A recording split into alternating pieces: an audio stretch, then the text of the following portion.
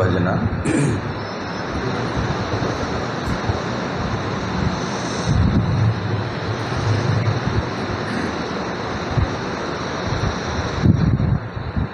వేదాంత వీధిలో విహరించు గిరిధారి,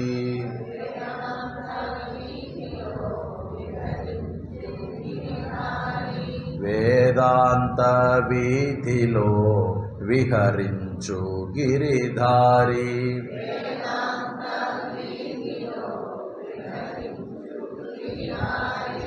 ఏదిరా నీ మురళి ఊదరా ఒకసారి,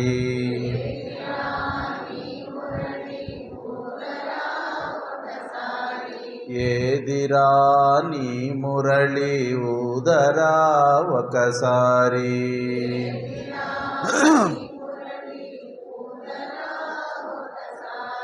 వేదాంత వీధిలో విహరించు గిరిధారి,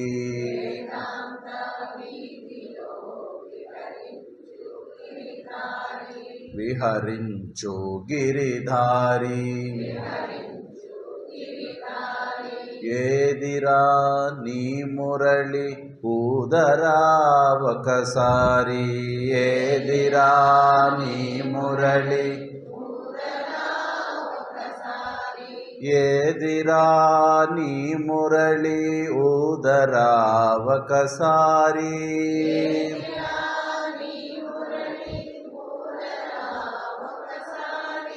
ఏదిరా నీ మురళి ఊదరా ఒకసారి,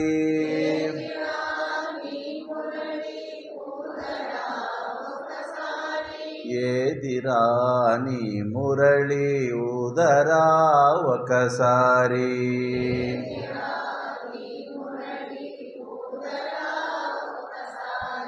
ఎందు దాగినావో ఏ చోటనున్నావో,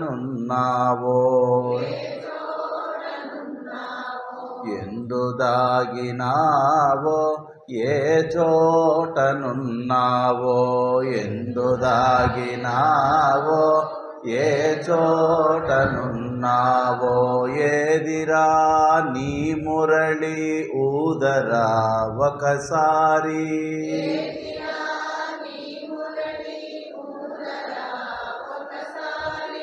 ఏదిరా నీ మురళి ఊదరా ఒకసారి,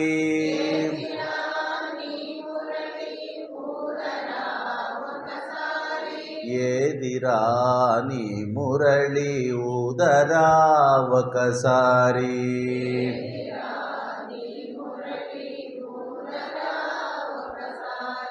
వేదాంత వీధిలో విహరించు గిరిధారి,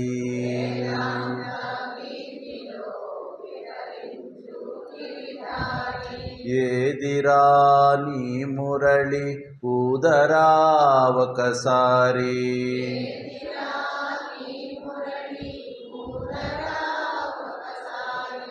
ఏదిరా నీ మురళి ఊదరా ఒకసారి,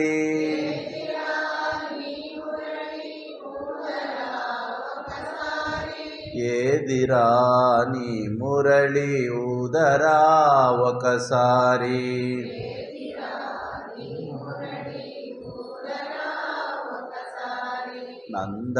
నందగోపకుమారా నారద ముని శ్లోత, నందగోపకుమారా నారద ముని స్తోత,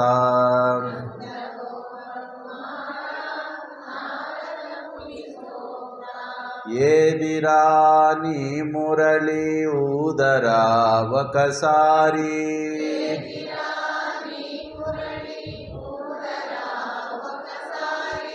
ఏదిరా నీ మురళి ఊదరా ఒకసారి,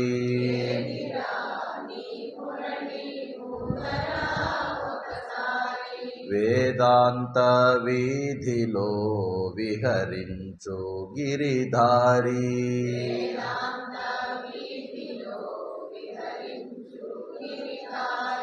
వేదాంత వీధిలో విహరించు గిరిధారి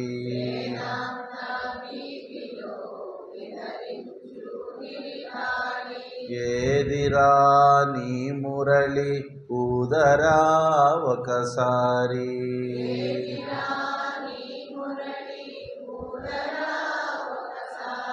ఏదిరా నీ మురళి ఊదరా ఒకసారి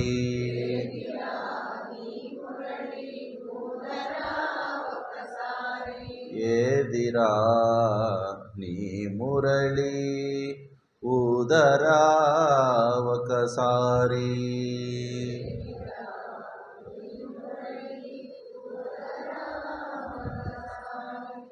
जय बोलो मुरली कृष्ण भगवान की जय.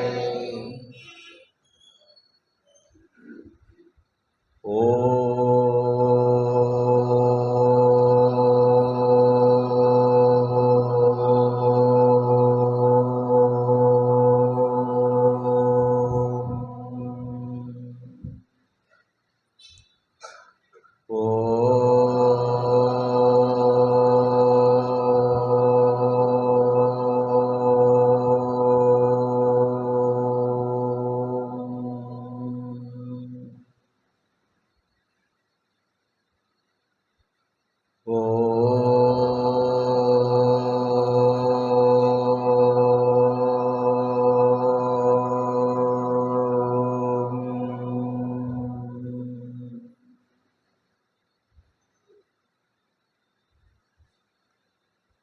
ओम सहना भवतु सहनौ भुनक्तु सह वीर्यंकरवावहै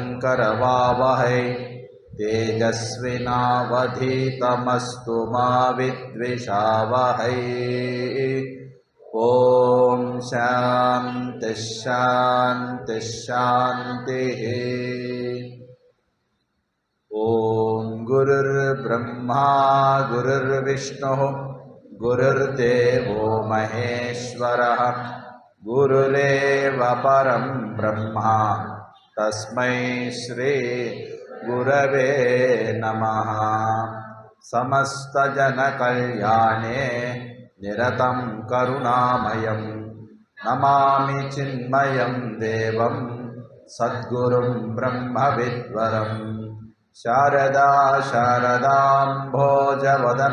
वदनाम्बुजे सर्वदा सर्वदास्माकं सन्निधिः सन्निधिं क्रियात्. सदाशिवसमारम्भां शङ्कराचार्यमध्यमाम् अस्मदाचार्यपर्यन्तां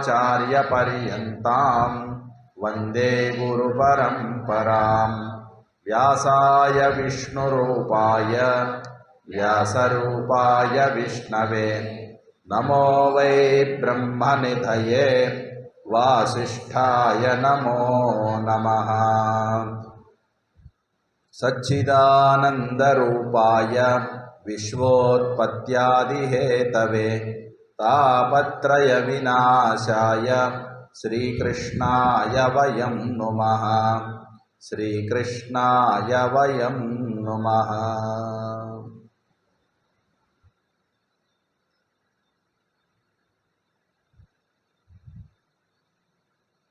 कृष्णाय वासुदेवाय देवकीनन्दनाय च नन्दगोपकुमाराय गोविन्दाय नमो नमः. नमो किञ्चनवित्ताय निवृत्तगुणवृत्तये आत्मारामाय शान्ताय कैवल्यपतये नमः.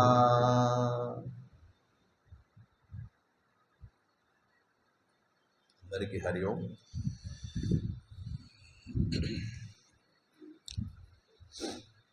కృష్ణతత్వము యావత్ భారతదేశంలో కూడా ఏ మూలకు వెళ్ళినా పరమ పామరుణ్ణి అడిగినా ఏ విద్యాబుద్ధులు లేకపోయినప్పటికీ కూడా కృష్ణభక్తి లేనివాడు ఒక్కడున్నాడు ఈ భూభాగంలో.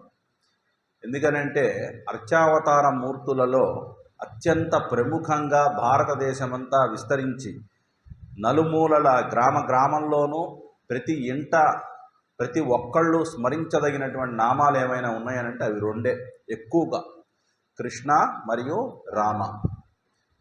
శ్రీరామ రక్ష, సర్వ జగద్రక్ష.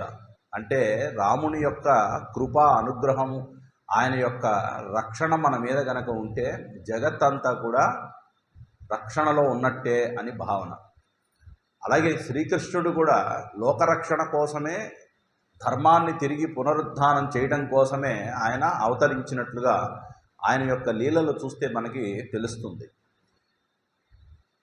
కృష్ణ చరిత్ర మొత్తం ఒకసారి దశమస్కందం తర్వాత వచ్చేటువంటి దాంట్లో చూస్తే అసలు కృష్ణుడు దేన్ని ఎక్కువగా ఇష్టపడుతున్నాడు, అసలు కృష్ణుడు ఇష్టాయిష్టాలు ఏమిటి అనేటువంటిది కనుక చూస్తే చాలా కష్టం అనిపిస్తుంది చెప్పటం. ఎందుకంటే కృష్ణుడు అవతరించిన దగ్గర నుంచి మహానిర్యాణం అంటే శరీరం దేహత్యాగం చేసేంత వరకు కూడా ఎంతమందిని ప్రేమించాడో, ఎంతమంది ఆయన్ని ప్రేమించారో అంతమందిలో ఏ ఒక్కరిని కూడా ప్రత్యేకంగా ఏనాడు అటాచ్మెంట్ పెంచుకోలేదు. భగవంతుడి యొక్క లక్షణం ఏమిటి అని అంటే తన మీద ఎవరు డిపెండ్ అయ్యే విధంగా ఎప్పుడు చేయడండి. నిజమైనటువంటి భగవంతుడు మనం ఇప్పుడు కొలుస్తున్నటువంటి దేవతలందరినీ కూడా మనల్ని చంపేస్తుందేమో, మనల్ని అది చేస్తుందేమో, చాలామంది భయపడిపోయి చాలా దౌర్భాగ్యకరమైన, దురదృష్టకరమైన, కష్టమైన, వినడానికి చూడటానికి కూడా అత్యంత బాధాకరమైనటువంటి ఒక విషయం ఉంది. ఇవన్నీ కూడా నా చిన్నతనం నుంచి కూడా నేను చూస్తూ ఉన్నా కాబట్టి ఇప్పుడు అలాంటి విషయాలు 10 మందికి ఇక్కడ చెప్పగలిగేటువంటి ఒక ధర్మంలో ఉన్నాం కాబట్టి ఆ విషయాలు మీకు తెలియజేస్తే బాగుంటుందనే ఉద్దేశంతో నేను మీ అందరికీ ఆ విషయాన్ని సవినయంగా మీకు తెలియజేసుకుంటున్నా. చాలా చోట్ల గుళ్ళకు వెళ్ళండి, రావి చెట్టో, మర్రి చెట్టో, ఉసిరిక చెట్టో, వేప చెట్టో ఉంటాయా, ఉండవా? ఉంటాయి కదా. అంటే సందుల్లో గొంతుల్లో ఇప్పుడు కొత్తగా పుట్టే గుళ్ళల్లో ఉండవనుకోండి. ఆ గుళ్ళల్లో ఆ ప్రాంతంలో తిరగండి. ఒక వేదిక దగ్గర లేకపోతే గుడి వెనకాల ఒక చెట్టు పొదల్లోనో ఎక్కడో ఒక చోట లక్ష్మీదేవి ఫోటో, కృష్ణుడు ఫోటో, ఆంజనేయ స్వామి ఫోటో, పరమశివుడి కుటుంబం ఫోటో, ఇలా రకరకాల దేవతల ఫోటోలే కాదు చివరికి విగ్రహాలు కూడా అలా పడేసి వెళ్ళిపోతున్నారండి. ఏమండి, ఆ భగవంతుడు అడిగాడా మిమ్మల్ని ఆ విగ్రహం కొనుక్కో, ఆ ఫోటో కొనుక్కో, మీ ఇంట్లో పెట్టుకో, పూజించు, నీకు నచ్చినంతకాలం చేయి, నీకు నచ్చకపోతే తీసుకెళ్ళి నన్ను దెబ్బలో పడే అని చెప్పాడండి? చెప్పాడా? మరి ఎందుకు పడేస్తున్నారు? చూడండి, భయం చేత. భయం చేతనే, ఇంక వేరే ఏమీ కాదు. ఎవరో అన్నారంట మొన్న మా డివోటీస్ ఇంట్లోనే, పాపం చాలా పెద్దది, అసలు ఆ వెంకటేశ్వర స్వామి రూపం ఎంత బాగుంటుందంటే ముగ్ధమోహన రూపం, చక్కగా నిలువెత్తు ఆ క్యాలెండర్ ఉంటే ఒక మహాత్మురాలు అలా వస్తారు కదా, మామూలుగా ఇళ్ళకి వస్తుంటారుగా, వాళ్ళకు వచ్చే పని వేరే, ఆ వచ్చే పనులు చూడరు, మిగతావన్నీ చూస్తుంటారు ఇట్లా. అంటే వాస్తు శాస్త్రజ్ఞులు కూడా అంత పరికించి చూడరు, పాపం వీళ్ళు మాత్రం అన్నీ చూస్తారు. ఇగో అమ్మాయి, ఈ వెంకటేశ్వర స్వామి ఫోటో లోపల అడుగు పెట్టగానే కనిపించకూడదు, అట్లా తీసేయండి ఇక్కడి నుంచి అందంట.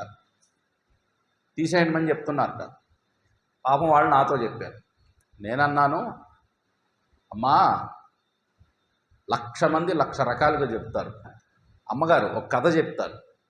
ఒకసారి ఒక తండ్రి కొడుకుట పాపం ఏదో ఊరికెళ్ళి, వాళ్ళు రజక వృత్తి చేసుకునేటువంటి వాళ్ళు, రజకారులు అంటే తెలుసు కదా, రజక వృత్తి అంటే చాకలి వాళ్ళు.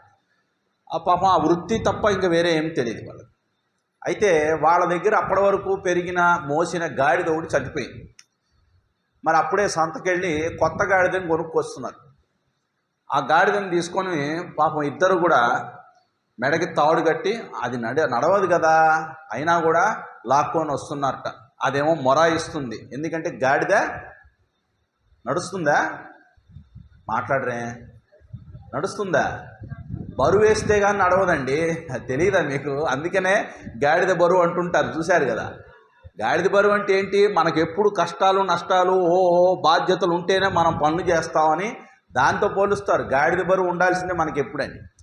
అలాగే గాడిదకి బరువు లేకపోతే నడవదండి, అసలు అడుగు కూడా ముందుకేయదు. నేను రానంటుంది. నువ్వు 1,00,000 ఇచ్చినా 1,00,000 ఇచ్చినా నేను అడుగు పెట్టను పో అంటుంది. ఆమె అయినా బలవంతంగా మరి ఆ ఊరు నుంచి ఈ ఊరికే గాడిద తెచ్చుకుంటే తప్ప వీళ్ళకి రోజు అన్నెన్ని మూటలు మోసి ఆ వాగు దగ్గరికి వెళ్ళి అక్కడ ఆరబెట్టి ఉడకబెట్టి ఉతికి ఆరేసి ఇస్త్రీ చేసి మళ్ళీ మడతబెట్టి గాడిద మీద పెట్టుకొని ఇంటికి తీసుకొచ్చి ఎవరి వాళ్ళకి ఇస్తాడు. మరి ఆ గాడిద చాలా కడుపుకి అన్నం పెడుతుంది, వాళ్ళకి చాలా ముఖ్యం.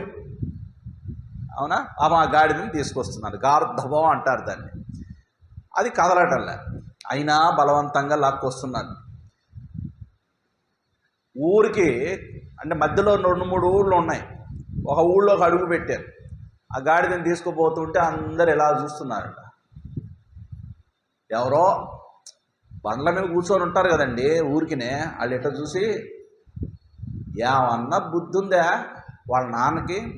పసిపిల్లాన్ని నడిపిస్తాడా? ఆ గాడిద మీద కూర్చోబెట్టి తీసుకెళ్ళచ్చు కదా, తండ్రి ఉండి ఆ మాత్రం జ్ఞానం లేదా అంటున్నాడు. పాపం ఆ తండ్రి వినంగానే చివుక్కుమంది మనసు. అవును కదా, ఎట్టాగు గాడిద బరువు మోయాల్సిందే. వాడిని గాడిద మీద కూర్చోబెట్టి తీసుకెళ్తున్నాడు. అవునా? అలా వెళ్తుంటే అదే ఊరు ఇంకా చివర పొలిమేర దాటుతుంటే ఇంకా అప్పుడే బయలుకెళ్ళిన మహాత్ములు కొంతమంది చెమ్ము పట్టుకొని రిటర్న్ అవుతున్నారు. చూస్తుంటే చూశాడు, మంచి వయస్సులో ఉన్నాడు పిల్లాడు. అసలు తండ్రిని, వయసు అయిపోయిన ముసలివాడిని ఎవడన్నా నడిపిస్తాడా? కాస్తన్న బుద్ధి ఉండద్దా, ఆలోచించద్దా? కొడుకు ఉన్నాడు, ఎందుకు కొరగాకుండా అన్నట్టు. అనగానే గాడి మీద కూర్చున్న కొడుక్కి పాపం బాధేసింది. సరే ఎందుకు వచ్చింది బాధ, మా నాన్నే కూర్చోబెడితే పోతుందని ఆయన దిగేట. ఆయన దిగి తండ్రిని కూర్చోబెట్టి నడిపించుకెళ్తున్నాడు. మధ్యలో కొంత దూరం మళ్ళీ చెట్లు అవన్నీ దాటారు, పొదలు అన్నీ. ఇంకో ఊరిలోకి అడుగు పెట్టారు. ఇంకో ఊరిలోకి అడుగు పెడితే వాళ్ళు చూశారనమాట. మళ్ళీ ఏమైంది ఇప్పుడు రివర్సు. అవునా? ఇంత ఏళ్ళు వచ్చినాయి, కొన్ని పదాలు వాడుతుంటాం కదా, అవి మనం ఇక్కడ వాడినాం. ఇన్నేళ్ళు వచ్చినాయి, ఏమన్నా తలకాయ ఉందా?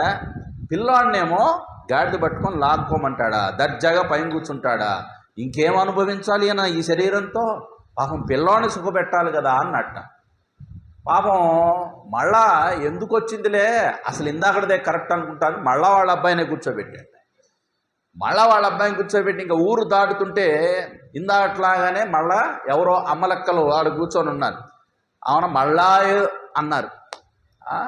ఇంకా వీళ్ళిద్దరికి తిక్క పుట్టింది. ఏం చేయాలా, నువ్వు కూర్చున్నా తంటానే, నేను కూర్చున్నా తంటానే అని చెప్పేసి అయిపోయింది ఇంక అక్కడితో. ఇక ఆ తర్వాత ఇంకా ఆ ఊళ్ళో వాళ్ళ ఆవిడ అందరూ ఎదురు చూస్తున్నారు. వాళ్ళందరూ ఎదురు చూస్తుంటే ఏంటది, అరే రే రే రే ఇవాళే కదా కొన్నాడు, ఏమిటైంది అని అంటే ఆ గాడిదకి కాళ్ళు 4 కాళ్ళు కట్టేసి ఒక పెద్ద కర్రకు పెట్టి కట్టేసి భుజాన్ని మోసుకొని వచ్చారంట.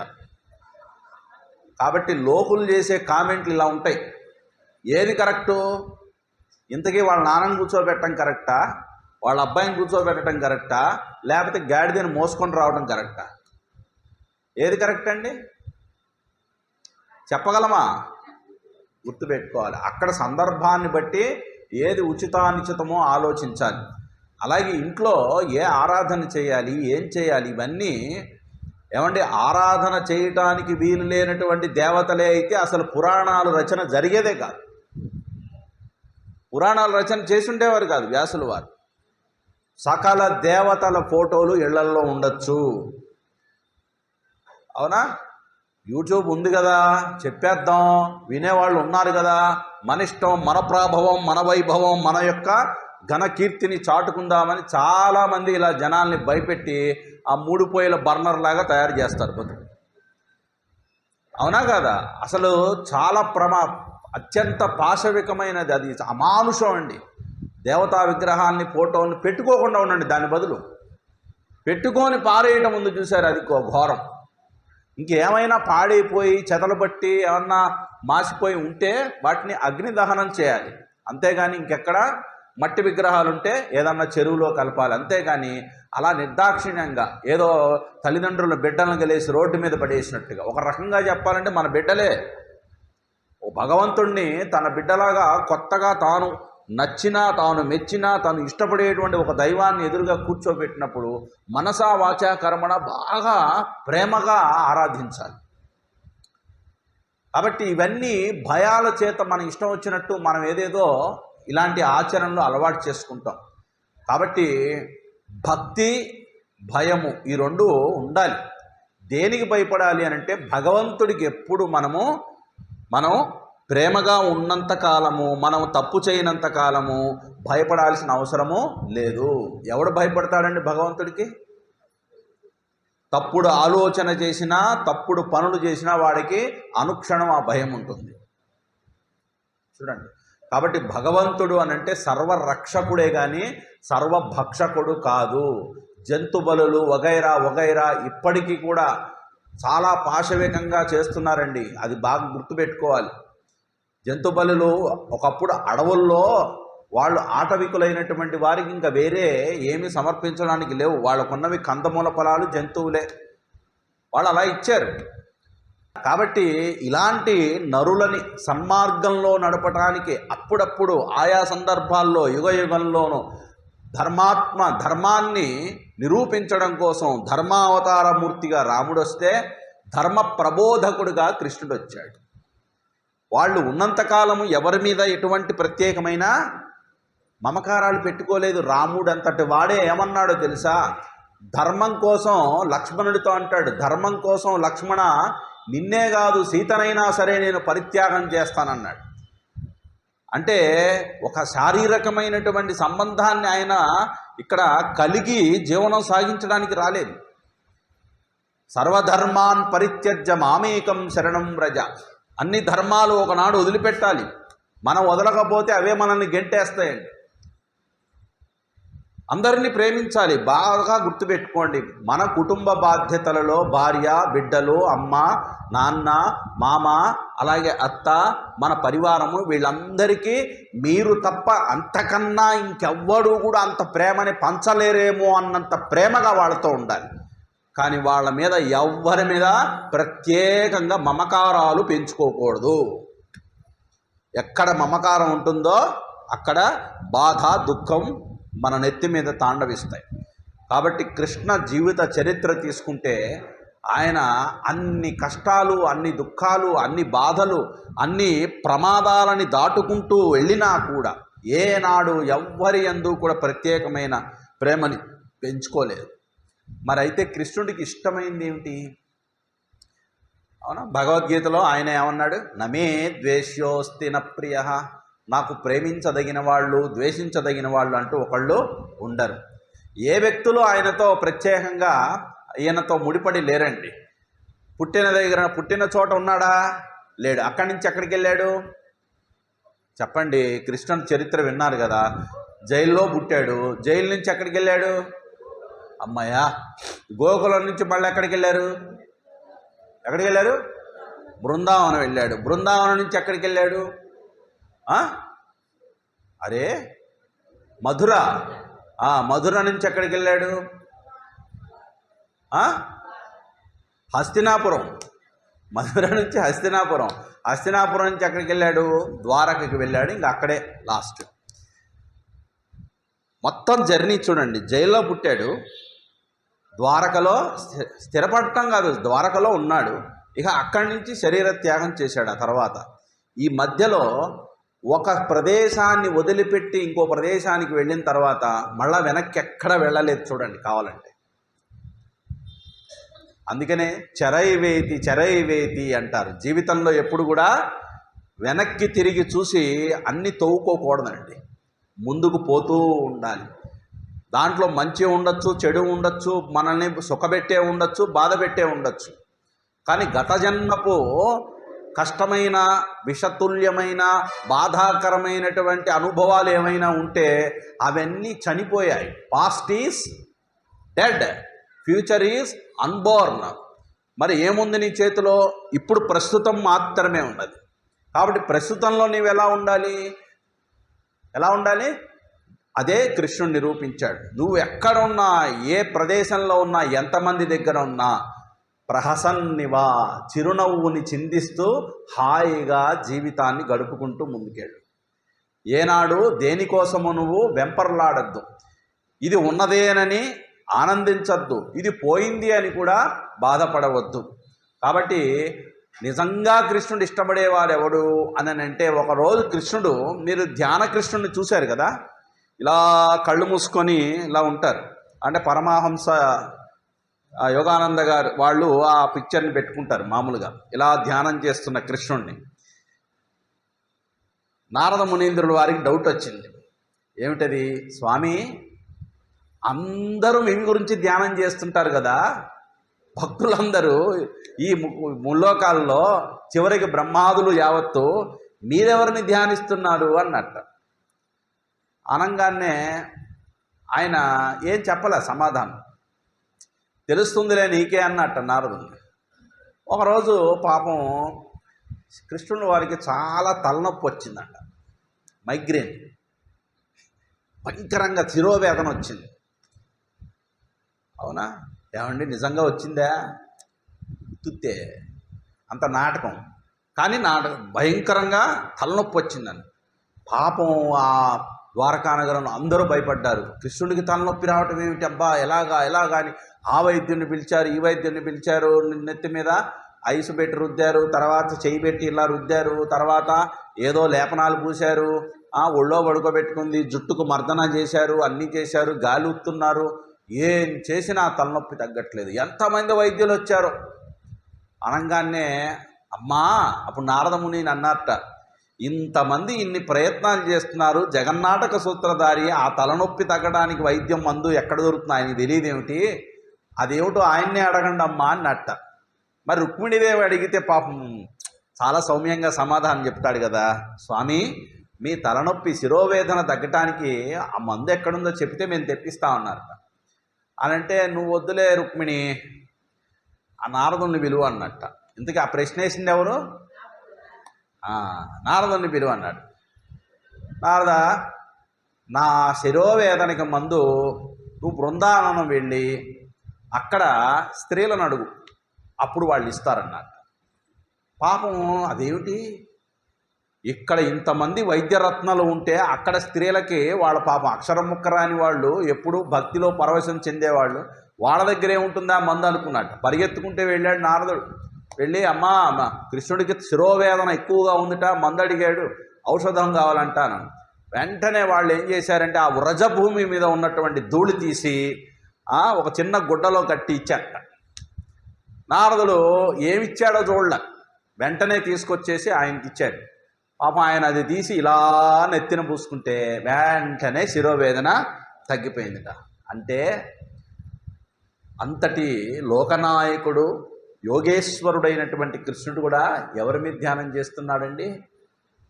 తనువు పైన కించిత్తు కూడా ధ్యాస లేకుండా తమ సర్వస్వాన్ని సంపూర్ణంగా శరణాగతితో అర్పించుకున్నటువంటి గోపికల యొక్క పాదధూళి చేత తనకి శిరోవేదన తగ్గింది. అంటే ఆయన ధ్యానించేది ఎవరిదంటే భక్తుల పాదధూళిపైన ధ్యానం చేస్తాడు శ్రీకృష్ణుడు. చూడండి, ఇంకా అలాంటప్పుడు నిజంగా నీవు భక్తుడవైతే కృష్ణుడు రక్షిస్తాడా, రక్షించడా, వస్తాడా, రాడా అనే డౌట్ ఉంటుందా? ఉండదు. ఎందుకని? ఆయన ఎప్పుడూ భక్తుల పాదధూళి మీద ధ్యానం చేస్తున్నాడంటే భక్తుడు లేకపోతే పాదధూళి ఎక్కడ? కాబట్టి ఆ భక్తులంటే పరమప్రీతి కృష్ణుడికి. అవునా? మనం ఏంటంటే మనకంటే ఎక్కువ శక్తి కలిగిన వాళ్ళని మనం పూజిస్తాం, గౌరవిస్తాం, ఆరాధిస్తాం. డబ్బున్నోళ్ళైతే గౌరవిస్తాం, వయసు ఉన్నోళ్ళైతే వాళ్ళని గౌరవిస్తాం, లేదా శక్తి ఉంటే వాళ్ళని గౌరవిస్తాం, ఏదో పవర్ అధికారంలో ఉంటే వాళ్ళని కూడా గౌరవిస్తాం. కానీ ఏ గుర్తింపు లేనటువంటి గోపికలను ఆయన ధ్యానిస్తున్నాడంటే వాళ్ళ శక్తి ఎంత గొప్పదో ప్రపంచానికి, లోకానికి చాటాలనే ఉద్దేశంతోనే కృష్ణుడు అలా చెప్పాడు. అవునా? కాబట్టి అంతటి పరాభక్తితో, సంపూర్ణమైనటువంటి విశ్వాసంతో, ఇక కృష్ణుడు తప్ప నాకు వేరే దిక్కు లేదు అన్నంత సమర్పణ భావంతో రుక్మిణీదేవి ఇప్పుడు కృష్ణుడి కోసం కాచుకొని ఉంది. నిన్న జరిగింది మనం ఏంటి అని అంటే మొత్తం విన్నాం. ఏమిటి విన్నాం? లేఖ అయిపోయింది కదా, మొత్తం వినిపించాడు. ఆ భూసూరోత్తముడైన విప్రుడు ఏం చెప్పాడు? ఇద్దరు ఈడు జోడు బాగున్నారు, మీకు తప్పక వివాహం అవ్వాలని నేను మనస్ఫూర్తిగా ఆశీర్వదిస్తున్నానయ్యా. ఈ విషయంలో ఎటువంటి సందేహము లేదు. అంతటి రూప లావణ్య సౌందర్యములతో సద్గుణ సంపత్తికి నిలయమైనటువంటి రుక్మిణి నీలాంటి వాడికి కళ్యాణ గుణమయుడైనటువంటి నీకు తప్ప అన్యులకెవరికి దక్కకూడదు. సాముద్రికం చూస్తే కూడా మీ ఇద్దరికి ఈడు జోడు చక్కగా సరిపోయింది. ఎలాగైనా సరే అక్కడ ఉన్నటువంటి దుష్ట మూకలను ఎదిరించి రుక్మిణిని నువ్వు తప్పకుండా వరించాలి కృష్ణ, ఇందు ఆలస్యం చేయటానికి లేదు అని పురోహితుడు చెప్పవలసినటువంటి విషయాన్నంతా కూడా మొత్తము అక్కడ కృష్ణుడికి చెప్పాడు. అని ఇట్లు పలికి బ్రాహ్మణుని వలన విదర్భరాజతనయ పుత్తించిన సందేశంబును రూప సౌందర్యాది విశేషంబులను విని అవధరించి నిజ కరంబుననతని కరంబు బట్టి నగుచున యాదవేంద్రుడిట్లనియే. దగ్గరగా కూర్చొని ఉన్నాడు. ఎవరికి ఇంతకీ చెప్పిన ఆయన ఎవరు? ఎవరిని పంపింది? ఆయన పేరేంటి? అమ్మయ్య. ఆ అగ్నిద్యోతనుడు విప్రోత్తముని యొక్క చేతిని ఇలా తీసుకొని తన చేతిలో పెట్టుకొని ఆ చెయ్యి మీద చేయి పెట్టి హామీ ఇస్తున్నాడు నవ్వుతూ చిరుమందహాసంతో. ఆ నవ్వు ఎలా ఉందంటే ఇదంతా లీలగా నేనే జరిపిస్తున్నాను అన్నట్లుగా నవ్వుతున్నాడు. అవునా, ఇంత కష్టపడాలా, ఇంత బాధపడుతుందా రుక్మిణి? ఇది అంతగా బాధపడాల్సిన పనేమి కాదే. కావాలంటే మీరు విగ్రహాలు చూడండి, అప్పుడప్పుడు దేవతా విగ్రహాలు మన రోజు చూసే విగ్రహాలే. అమ్మవారు, మీ బాబా గారు, ఎవరైనా సరే అలా కళ్ళల్లో కళ్ళు పెట్టి చూస్తుంటే ఒకరోజు కోపంగా ఉన్నట్టు, అవునా కదా, ఒకరోజేమో ఏం ఆలోచిస్తున్నావు అని చూసినట్టు, ఒకరోజేమో ఓ సింతేనా, ఈ బాధకే నువ్వు కష్టపడుతున్నావు, నేనుండగా నీకేం భయం అన్నట్లుగా, ఒక్కొక్కసారి అసలు ఏ ఫీలింగు లేకుండా అసలు నన్ను పట్టించుకోవట్లేదేమో అన్నట్లుగా మనకి ఆ విగ్రహంలో మనకు కనిపిస్తాయి. నిజానికి పాపం ప్రేమగా చూడటము, కోపంగా చూడటము, సందేహాత్మకంగా చూడటం, ఇన్ని రకాలుగా పాపం దేవుడికి తెలియదు కాబట్టి ఆయన దేవుడు అన్నారు. మనమైతే రోజుకు ఒక రకంగా మనకు పలకరిస్తాం జనాల్ని. ఒక్కో రోజు చూడండి, స్వర్గలోకంలోంచి ఇప్పుడే దిగొచ్చారని పొద్దున్న లేవడంతోనే కాఫీ రారా వాళ్ళ అబ్బాయిని పిలుస్తాడు, ఆనందంగా మాట్లాడతాడు. ఒక్కొక్క రోజు లేవడంతోనే కస్సు బుస్సుమని అంటుంటాం. అవునా, మూడు బట్టి. అవునా, భగవంతుడికంటూ ఏ గుణాలు లేవు, భగవంతుడికంటూ ఏ రకమైనటువంటి అభిప్రాయాలు లేవు. ఆయన ఎప్పుడూ నిర్లిప్తుడే. ఆయన యందు మనం ఏ భావాన్ని పూసుకుంటామో ఆ భావం నుంచి ఆయన మనకి స్పందననిస్తున్నట్టుగా మనకు కనిపిస్తుంది. అలాగే ఇప్పుడు రుక్మిణీదేవికి వచ్చినటువంటి కష్టాన్ని తొలగించడానికి ఈయన సర్వసమర్థుడు అనేటువంటి ఒక భరోసా ఇవ్వడం కోసం నవ్వుతున్నాడు. అదే ఇలా చేతిలో చేపెట్టుకొని, అవునా అంత కష్టం వచ్చిందా రుక్మికి, చూద్దాం ప్రయత్నం చేద్దాం అని అన్నట్లుగా మాట్లాడాడు అనుకోండి, రుక్మిణీదేవికి ఏమో కానీ అగ్నిద్యోతుడు గుండె అక్కడే అయిపోతుంది. ఎందుకని పాపం అంత దూరం నుంచి వచ్చి రక్షిస్తాడనే నమ్మకంతో కదా వచ్చాడు. కాబట్టి ఒక చిరుమందహాసం ఎలా నవ్వుతున్నాడు అని అంటే, ఈ కష్టం ఇక అట్టే నిలవదు, ఎక్కువ కాలం నిలిచేది కాదు, నేను వస్తున్నాను, అదేమిటో నేనున్నాను, నేను విన్నాను అన్నట్లుగా, నేను వస్తున్నాను, ఈ కష్టాలు తొలగిపోతాయి అన్నట్లుగా అంటున్నాడు. ఇప్పటి వరకు అసలు రుక్మిణీదేవి అంటే ఈయనకు తెలియదు అన్నట్టుగా చెప్పాడు. ఇప్పుడే భీష్మకుని కుమార్తె నిన్నే తలుచుకుంటుంది, నిన్నే స్మరిస్తుంది, నిన్నే వరించాలనుకుంటుంది, నీకే పత్తిని కావాలనుకుంటుందయ్యా. అలాంటి పాపం అమాయకురాలు పసితనం నుంచి నిన్నే నమ్ముకుంది, ఆమెను నువ్వు తప్ప ఈ సమయంలో ఆ కష్టమైన పరిస్థితి నుంచి రక్షించే నాదుడు మరొకడు లేడు అన్నట్టుగా ఈయన చెప్పాడు. అసలు కృష్ణుడు ఇప్పుడు ఓపెన్ అవుతున్నాడు. ఏమంటున్నాడు చూడండి. కన్నియ మీద నా తలంపు గాఢము కురుకురాదురేయి నాకెన్నడు నా వివాహము సహింపక రుక్మి తలంచు కీడునే మున్నెరుగదున్ బరుల మూకలడంచి కుమారిదెత్తు విద్వన్నుత మానుద్రచ్చి నవవన్హి శిఖన్ వడి తెచ్చి కైవడిన్. ఏమంటున్నారు చూడండి. ఓ విద్వన్నుత, విద్వన్నుత అంటే పండితుల చేత నిత్యము కూడా కీర్తింపబడేటువంటి ఓ విప్రోత్తమ, ఏమంటున్నాడు, రుక్మిణి నాకు తెలియదని నువ్వు అనుకుంటున్నామేమో, అసలు కన్నియ మీద నా తలంపు గాఢము. అసలు రుక్మిణి గురించి నాకు ఎప్పుడో తెలుసు. ఆ రుక్మిణి మీద నాకు ఎప్పుడో చాలా గాఢమైనటువంటి కోరిక ఉన్నది. ఆమె యందు విపరీతమైన అభిమానము, ప్రేమ నాలో ఎప్పుడో ఉన్నాయి. కనుక అది నేను నీకు ఎలా చెప్పాలి అని అంటే, కురుకురాదు రేయి, నాకు అసలు కంటి మీద నిద్ర కూడా రాదు. ఆ రుక్మిణియే నా కళ్ళ ముందు తిరుగుతున్నట్టుగా నేను కూడా ఆమె గురించి విన్నానే కానీ నేను చూడలే. ఏ ఫోటోలు ఏ చిత్రపటాలు లేవు కదా అప్పట్లో. ఆమె గురించి నేను విన్నాను. ఆ భామిని తలుచుకొని నాకు కూడా కంటి మీద నిద్ర కూడా నాకు పట్టదయ్యా. ఆ రుక్మి ఈనాడు పాపం రుక్మిణి నన్ను వరించాలని కోరుకుంది. నాకు ఆమె మీద తీవ్రమైన బలమైనటువంటి కోరిక ఉన్నది. మరి మా ఇద్దరి యొక్క పెళ్లి జరగకుండా చెడు తలంపుతో ఉన్నాడని ఎవరు రుక్మి, శిశుపాలుడు కాదు, తన అన్న రుక్మి ఒక చెడు తలంపుతో మా ఇద్దరికి వివాహం జరగకూడదని ఒక బలమైనటువంటి తలంపుతో ఉన్నాడని నాకు ముందే తెలుసు. అవునా? కొయ్యని మధించటం అని అంటే చిలకటం. చూశారు ఎప్పుడన్నా? ఎప్పుడు చూశారు? కవ్వం కాదు, కొయ్యని మధించటం చూశారా అంట. మీరు గుళ్ళలో చూసుంటారులే, గుడి ప్రముఖులు చెప్తున్నారు. అవునా? ఇది ఏమంటారంటే అరణి అంటారు. యజ్ఞయాగాది క్రతువులలో కింద ఒక చెక్క ముక్క పెట్టి దాంట్లో ఇది పెడతారు, ఏంటంటే కొబ్బరి పీసు సన్నగా లేతగా ఉండేది, దూది అన్నీ పెట్టి ఇలా ఇలా ఇలా ఇలా చిలుకుతారండి. చిలికినప్పుడు ఆ ఒరిపిడికి అగ్ని రాజిల్లుకొని అక్కడ ఉద్భవిస్తుందండి. అలా పుట్టిన అగ్నితో హోమకుండంలో అగ్ని ప్రజ్వలనం చేస్తారండి. దాంట్లో నుంచి వంట వండడానికి అదే అగ్ని తీసుకెళ్తారండి. దాంట్లో నుంచే మళ్ళా ప్రత్యేక దేవతాహ్వానం చేసినటువంటి హోమకుండంలో కూడా అగ్నిని ఆవాహనం చేస్తారండి. వేరే అగ్గి పుల్లలోనూ లైటర్లు వాడరండి. ఇది పవిత్రమైనటువంటి యజ్ఞకార్యం అంటే. అది కొయ్యను మధించి కొత్తదైనటువంటి జ్వాలని వెలికి తీసిన విధంగా ఆ శత్రువర్గాన్ని ఛేదించి ఆ కన్యారత్నాన్ని నేను నా వశం చేసుకుంటా, నేను గైకొంటాను అంటున్నాడు. వచ్చెద విదర్భ భూమికిన్ జొచ్చెద పీష్మకునిపురము సురిచిరలీలన్ తెచ్చెద బాలన్ వ్రేల్మిడి వ్రచ్చెద నడ్డం పురిపులు వచ్చిన బోరన్. ఇదిగో నేను హామీ ఇస్తున్నాను, విదర్భ దేశానికి వస్తాను.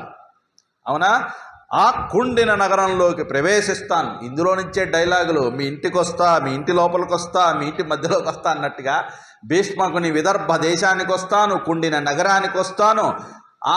లోపలికి వచ్చి మరి ఏమంటున్నాడంటే సురుచిరలీలను తెచ్చెదబ్రాలను. ఆయనకి చాలా చిన్నది రుక్మిణీదేవి ఆయనకన్నా. కాబట్టి సురుచిరలీలను తెచ్చెద బాలన్. బాలన్ అంటే బాలన్ అంటే ఎవరు? పసిబాలురు అని ఇక్కడ ఆయన దృష్టిలో. ఆ రుక్మిణిని చిటికలో నేను వెంటనే తెచ్చేస్తాను అక్కడి నుంచి. ఒకవేళ వచ్చేదనడ్డంపు రిపులు వచ్చిన పోరన్. ఏమంటున్నాడు? ఎవరైనా గనక అప్పుడు నా మీద దాడి గనక చేస్తే ఆ హవరంగంలో వాళ్ళందరినీ కూడా అక్కడే హతమారుస్తాను. తన యొక్క పూలికని చెప్తున్నాడు కృష్ణుడు. అంటే భక్తుల్ని రక్షించడానికి వాళ్ళకి కష్టాన్ని కలిగించే వారిని ఒక్కడిని కూడా భగవంతుడు విడిచిపెట్టడు అని ఇక్కడ మనకి ప్రమాణం. అని పలికి రుక్మిణీదేవి పెండ్లి నక్షత్రం వదిలిసి. అంటే దీన్ని బట్టి ఏమర్థం అవుతుంది అనంటే ఏ నక్షత్రంలో వివాహం చెయ్యాలో తెలుసుకోవాలి. మనకి తిథులు, వారాలు, పక్షాలు ఇవి మాత్రమే చూసుకుంటున్నామండి. తిథులు కాదు, వివాహానికి ఏ నక్షత్రం బాగుంటుందో ఆ నక్షత్రాన్ని ఇక్కడ ఎంచుకొని వివాహం చేయాలి. అది పండితులైన జ్యోతిష్ శాస్త్రజ్ఞులు నిన్న నేను చెప్పినట్లుగా ఉపాసనా పరులైన వారు నిర్ణయించేటువంటిది. అందుకనే ఆ కాలంలో 100 ఏళ్ళు కలకాలం భార్యాభర్తలు ఇద్దరు కూడా అన్యోన్యంగా దాంపత్య జీవితాన్ని గడిపేటువంటి వాళ్ళు. అవునా కదా? కాబట్టి ఇదేదో 2 వస్తువులు, జడమైన వస్తువులు కడవటం కాదు ఇక్కడ. అవునా కదా? అదొక జీవుడు, ఇదొక జీవుడు. ఈ జీవుళ్ళకి లోపలున్నటువంటి ఆ పుట్టినటువంటి తిథి వార నక్షత్రాల్లో వారికి ఉన్నటువంటి భావ ప్రకోపాలు ఎలాగుంటాయి, వాళ్ళ అభిరుచులు ఎలాగుంటాయి, వాళ్ళ యొక్క గుణాలు ఎటువంటివి, వారి జన్మ ఎటువంటిది, వీటన్నిటినీ పొంతన చేసుకొని వాళ్ళకి పెళ్లి నక్షత్రం లగ్నపత్రికలో ఆ నక్షత్రం సుముహూర్తాన. ఇప్పుడు స్వామివారికి కూడా మన అభిషేకాలు కళ్యాణాలు చేస్తాం కదా. ఎప్పుడు చేస్తారండి? స్వామివారికి శ్రవణ నక్షత్రం రోజున ప్రత్యేకంగా పూజ చేస్తాం. అవునా కదా? అలాగే పెళ్లి నక్షత్రాన్ని తెలిపి, అవునా, తన పంపున రథసారథి అయిన, ఇక వెంటనే ఆర్డర్ వేసేట అక్కడ ఉన్నటువంటి రథసారథకుడు ఎవరు? కృష్ణుడి యొక్క రథానికి సారథి. ఆయన పేరు దారుకుడు. ఏం పేరు? దారుకుండు. అవునా? 4 గుర్రాలు పూంచిన కురుక్షేత్ర రణంగంలో ఆ రథానికి ఉన్నటువంటి ఆ గుర్రాల పేర్లు చెప్తున్నారండి. ఇదే రథం ఎక్కి తర్వాత కురుక్షేత్రంలో యుద్ధం చేశాడు. మొదటిది ఏమిటి? శైబ్య మెలికెశ. రెండోది సుగ్రీవ. మూడోది మేఘ పుష్ప. నాలుగోది వలాహకం అనే పేర్లు కలిగినటువంటి గుర్రాలని, అశ్వాలని పూంచినటువంటి ఆ రథాన్ని, అవునా, సిద్ధ సంకల్పుడైనటువంటి ఆ కృష్ణుడు చూడండి, రథమాయత్తంబు తెచ్చిన అమోఘ మనోరథుండైన హరు తానును బ్రాహ్మణుండును రథారోహణంబు చేసి ఏకరాత్రంబున. అక్కడ ఉన్నటువంటి అగ్నిద్యోతనుడికి చెయ్యందించాడు. ఎందుకంటే పాపం వాళ్ళకి నిత్యం రథాలు ఎక్కటం అంత అలవాటు లేదు కదా. ఈయన రథాన్ని తటాలను ఎక్కాడు, చాలా ఎత్తుంటుందట రథం. అలా చెయ్యందించి అగ్నిద్యోతనుని కూడా తన రథంలోకి తీసుకొని పక్కన కూర్చోబెట్టుకున్నట్ట. అధిరోహించి ఒకే రాత్రిలో వెళ్ళిపోయాటండి. అంటే ఆ గుర్రాలు ఎంత వేగంగా వెళ్ళినాయో మెకానికల్ ఇంజనీర్ తెలిసిన వాళ్ళకి తెలుస్తుంది. ఇప్పుడు కూడా ఈ తిరుగుతాయి కదా చక్రాలు, మోటార్సు, వీటికి హార్స్ పవర్ అంటారు. తెలుసు కదండి హార్స్ పవర్. దాని పేరు మరి అలా పెట్టారు, హార్స్ పవర్. అవునా? ఒక నిమిషానికి ఎన్ని వేల దీని సర్కిల్స్ తిరుగుతుందో లెక్క. అవునా? మరి ఈ గుర్రాలు ఎలాంటివి అని అంటే ఇక మళ్ళా అలాంటి గుర్రాలు ఈ భూమండలంలో లేవుట. అంత బలమైనటువంటి గుర్రాలు, చాలా వేగంగా వెళ్ళగలిగినవి, చాలా క్షేమంగా తీసుకువెళ్ళగలిగినవి. వేగంగా వెళ్ళగలిగినా క్షేమంగా వెళ్ళాం మనమేమో వేగంగా వెళ్ళాలనుకుంటాం కానీ క్షేమంగా వెళ్ళాం. కానీ ఇవి వేగంగా వెళ్ళినా క్షేమంగా తీసుకువెళ్తాయట. అలా ఒకే రాత్రిలో పయనించుకుంటూ వెళుతూ ఆనర్తక దేశాలు, అంటే ఆ మధ్యలో తమకి వచ్చేటువంటి దేశాలన్నిటినీ దాటుకుంటూ చిట్ట చివరికి వెన్నుడు విదర్భకు వచ్చేట. అప్పుడు విదర్భ దేశంబునకు జనియే అందు కుండిన పురీశ్వరుండైన భీష్మకుండు కొడుకునకు వంశుడై కూతున్ శిశుపాలునకిత్తునని తలంచి శోభనోద్యోగంబు చేయించినప్పుడు, ఇంకా అక్కడ కుండిన నగరాధిపతి అయినటువంటి భీష్మకుడు మరి రుక్మి నిర్ణయం తీసుకున్నాడుగా. నా మాటే శాసనం అన్నాడు. ఎలాగైనా సరే శిశుపాలుడికే ఇచ్చి చెయ్యాలి, ఇదే మాట ఫైనల్. ఎవరైనా ఇక్కడ ఉన్న వాళ్ళు ఎవరైనా సరే ఇక నా మాటకి ఎదురు చెప్పడానికి లేదు అని శాసనం వేసినట్టుగా చెప్పాడు, రాజు కాకపోయినా. కానీ కొడుకు మీద ఉండేటువంటి మమకారం కొద్దీ భీష్మకుడు కూడా దానికి లొంగిపోయాడు. భీష్మకుడు ఏమీ చేయట్లా, ఒక బొమ్మలాగా చూస్తున్నట్ట అక్కడ వేడుకలన్నీ కూడా.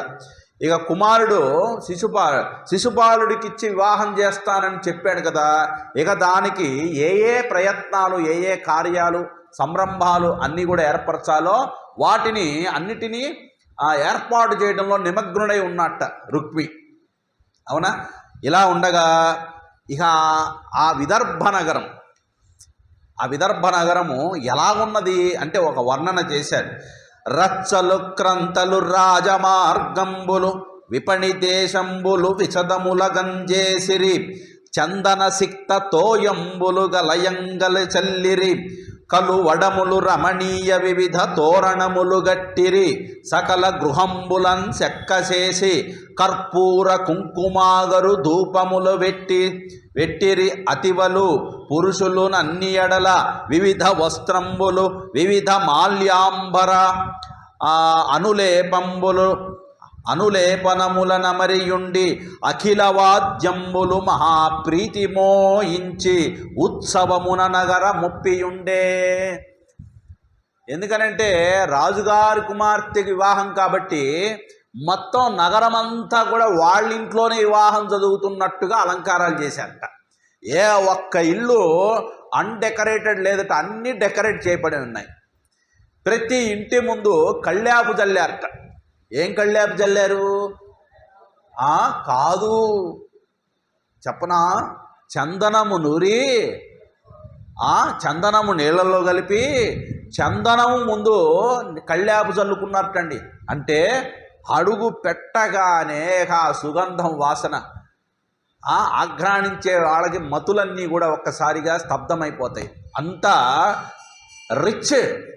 ఇప్పటికీ కూడా అప్పటి కాలంలో సైన్స్ లేదనుకుంటాం, అసలు టౌన్ ప్లానింగ్ లేదనుకుంటాం, ఇష్టం వచ్చినట్టు కట్టారనుకుంటుంటామండి. ద్వారకలో మునిగిపోయిన సముద్ర గర్భంలో మునిగిపోయిన ద్వారకా నగరాన్ని సైంటిస్టులు కనుగొని అసలు ఆ మార్గాలు ఎంత వెడల్పులో ఉన్నాయి, ఆ రోడ్స్ R&B డిపార్ట్మెంట్ వాళ్ళు అప్పట్లో ఎంత బాగా పనిచేశారో, ఆ భవనాలన్నీ పొందికగా ఎంత చక్కగా ఒకదానికొకటి ఎలా అమరినట్టుగా చెక్కినట్టుగా ఎంత చక్కగా ప్రతి ఇల్లు ఉండేవో, ఆ గృహాలన్నీ అక్కడ పట్టణం అంతా కూడా చూశారట. అంటే అంత అద్భుతమైనటువంటి దాన్ని ఏమంటారు, కళా నైపుణ్యం ఏనాడో మనకి భారతదేశంలో ఉందండి. మనం అనుకుంటాం ఇంకా కూడా అన్డెవలప్డ్ కంట్రీ అనుకుంటున్నాం. This is not the word that we should use to our country. We are more advanced than any other country. అన్నీ మీకు కావాలంటే ఎల్లోరా, అజంతా మొదలైనటువంటి గుహలకి అటువైపు వెళ్ళినప్పుడు హంపి, ఇలా శిల్పకళా నైపుణ్యాన్ని చూడండి. కర్ణాటక వెళ్ళండి, అక్కడ ఉన్నటువంటి శిల్పకళా సౌందర్యం కనుక చూస్తే ప్రతి చోట ఇప్పుడు వాడే టెక్నాలజీకి సంబంధించిన ఏదో ఒక చిత్రం ఉంటుందండి. చివరికి కంప్యూటర్ బొమ్మ కూడా ఉంది. కంప్యూటరు వాడటం, కంప్యూటర్కి సంబంధించిన బొమ్మ కూడా ఉంది ఇక్కడ.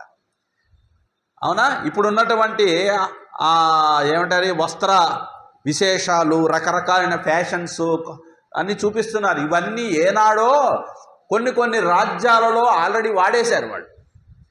ఏమీ లేదు, ఇప్పుడు మనమేం బాధపడాల్సిన అవసరంలే. అబ్బో రకరకాల బట్టలు వేసుకుంటున్నారు, ఇవన్నీ ఒక సైకిల్ లాగా వస్తున్నాయండి. కొన్ని వేల సంవత్సరాల తర్వాత, ఒకప్పుడు 2000 సంవత్సరం నుంచి 2050 సంవత్సరం లోపు జనులు ఈ రకంగా ఇంత టెక్నాలజీతో ఉండేవారంట. అప్పుడు మొబైల్ పెట్టుకొని ఆన్లైన్లోనే పాఠాలు చెప్పేవారంట. అంటే అప్పటికి తర్వాత కొన్ని సంవత్సరాలు, కొన్ని యుగాల తర్వాత అప్పుడు వాళ్ళకి మళ్ళీ జీరోకి వెళ్ళిపోతుంది, మళ్ళీ డెవలపింగ్. అవునా కాదా? కానీ ఆ కాలంలో రాజుల యొక్క ఆస్థానాలు, రాజమండపాలు, ఆ వీధులు ఎంత చక్కగా ఉండేవేనంటే శోభాయమానంగా. ప్రతి ఒక్కరు కూడా మా ఇంట్లో పెళ్ళి. అందుకనే మీ ఇంట్లో పెళ్ళికి సామెత తెలీదా మీకు? మీ ఇంట్లో పెళ్ళికి మీరు పెద్దలు, దేవుడి పెళ్ళికి అరేరే. ఇలాంటి సామెతలు గుర్తుపెట్టుకోవాలి. వయసు అయిపోయిన మీకే ఉండాలి. ఇంకా నాకు అయిపోయింది అనుకోండి వయసు. అవునా? మీ ఇంటి పెళ్ళికి మీరు పెద్దలైతే దేవుడి పెళ్ళికి అందరూ పెద్దలే. అవునా? దేవుడు నావాడు, మా ఇంట్లో పెళ్ళి అనుకుంటారు. అలా రుక్మిణీదేవి కళ్యాణం మా ఇంట్లో అమ్మాయికి పెళ్ళి జరుగుతుందన్నట్టుగా ప్రతి ఒక్కరూ అసలు ఏ హారాలు కట్టారంటే బంతిపూలు ఇవ్వండి. ఏ హారాలు కట్టారట? కలువ పూ దండలు, తామరలు, గొప్ప గొప్ప పుష్ప సౌరభాన్ని వెదజల్లేటువంటి అనేక పూల దండలతో మనోహరంగా నానా విధాలుగా డెకరేటివ్గా తోరణాలు కట్టారట. ఇప్పుడే మనం ప్లాస్టిక్ పూలు పెట్టుకోవాలా, అప్పట్లాగా ఫ్రెష్గా అప్పటికప్పుడు ఉన్నట్టు అలా ఇండ్లన్నీ చక్కగా కుంకుమలతో పచ్చగా పసుపు కుంకుమలతో అలంకరించి చూడండి, ప్రతి ఇంటి ముందు ఈవెన్ అపార్ట్మెంట్ అయినా గుమ్మాలుండి చావట్లేదుగా ఇప్పుడు. ఇళ్ళకి అపార్ట్మెంట్లకి లోపలికి వెళ్ళాలంటే గుమ్మం ఉండదు, ఊరికనే ఆ తలుపు ఉంటుంది అంతే. ఏమీ లేకపోయినా పోనీ 2 గీతలు గీసుకోండి. గుమ్మం లేకపోయినా ఆ గుమ్మం వెడల్పు ఉంటుంది కదా, అంతవరకు గీత గీసుకొని దాని మీద పసుపలికి దాని మీదే ముగ్గులు పెట్టి దాని మీదే కుంకుమ అన్నీ పెట్టారనుకోండి, కానీ ఆ ఇంటి దగ్గరకు రాగానే అదొక రకమైనటువంటి డివినిటీ వైబ్రేషన్ మనకు వస్తుంది. కనీసం శుక్రవారం అన్నా, ప్రతి శుక్రవారం అన్నా ఇంటికి అలాంటివి చేసుకుంటూ ఉంటే మనకి కూడా ఒక రకమైనటువంటి ఇన్స్పిరేషన్, తెలియనటువంటి ఒక ఉత్సాహం, ఆలోచనలు మారిపోతాయి. ఏదైనా కొంచెం లోగా ఫీల్ అయ్యి ఏమిటో ఇంట్లో అంతా దరిద్రంగా ఉన్నట్టుంది, ఏమిటేమిటో జరిగిపోతున్నాయి, ఏమీ కలిసి రావట్లేదు అనే మూడు ఉందనుకోండి, ఇలాంటివి మేము ఆచరించండి. ధూపం వేయండి. ధూపం అంటే ఇప్పుడు అగరబత్తులు కాదు, బొగ్గులు వెలిగించి స్వచ్ఛమైన సాంబ్రాణి తీసుకొచ్చి వేయండి.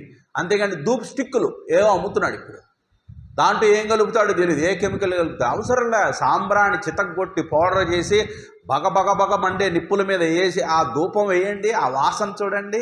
ఒకప్పుడు ఇంట్లో ధూపం ఏమిటండి, అసలు ఒంటికి కూడా ధూపం వేసుకునేవాళ్ళు. తల స్నానం చేయగానే ఆ తలంటికి కూడా ధూపం వేసేవాళ్ళు. చుండ్రు పేలు ఇవన్నీ ఉండేవి కావు. ఇలా అగరు ధూపములతో, రంగురంగుల వస్త్రధారణలతో, రకరకాలైనటువంటి కొంగొత్త వలువలతో ఆడవాళ్ళు మగవాళ్ళు ఒకళ్ళని మించి ఒకళ్ళు అందంగా కనిపిస్తున్నారట.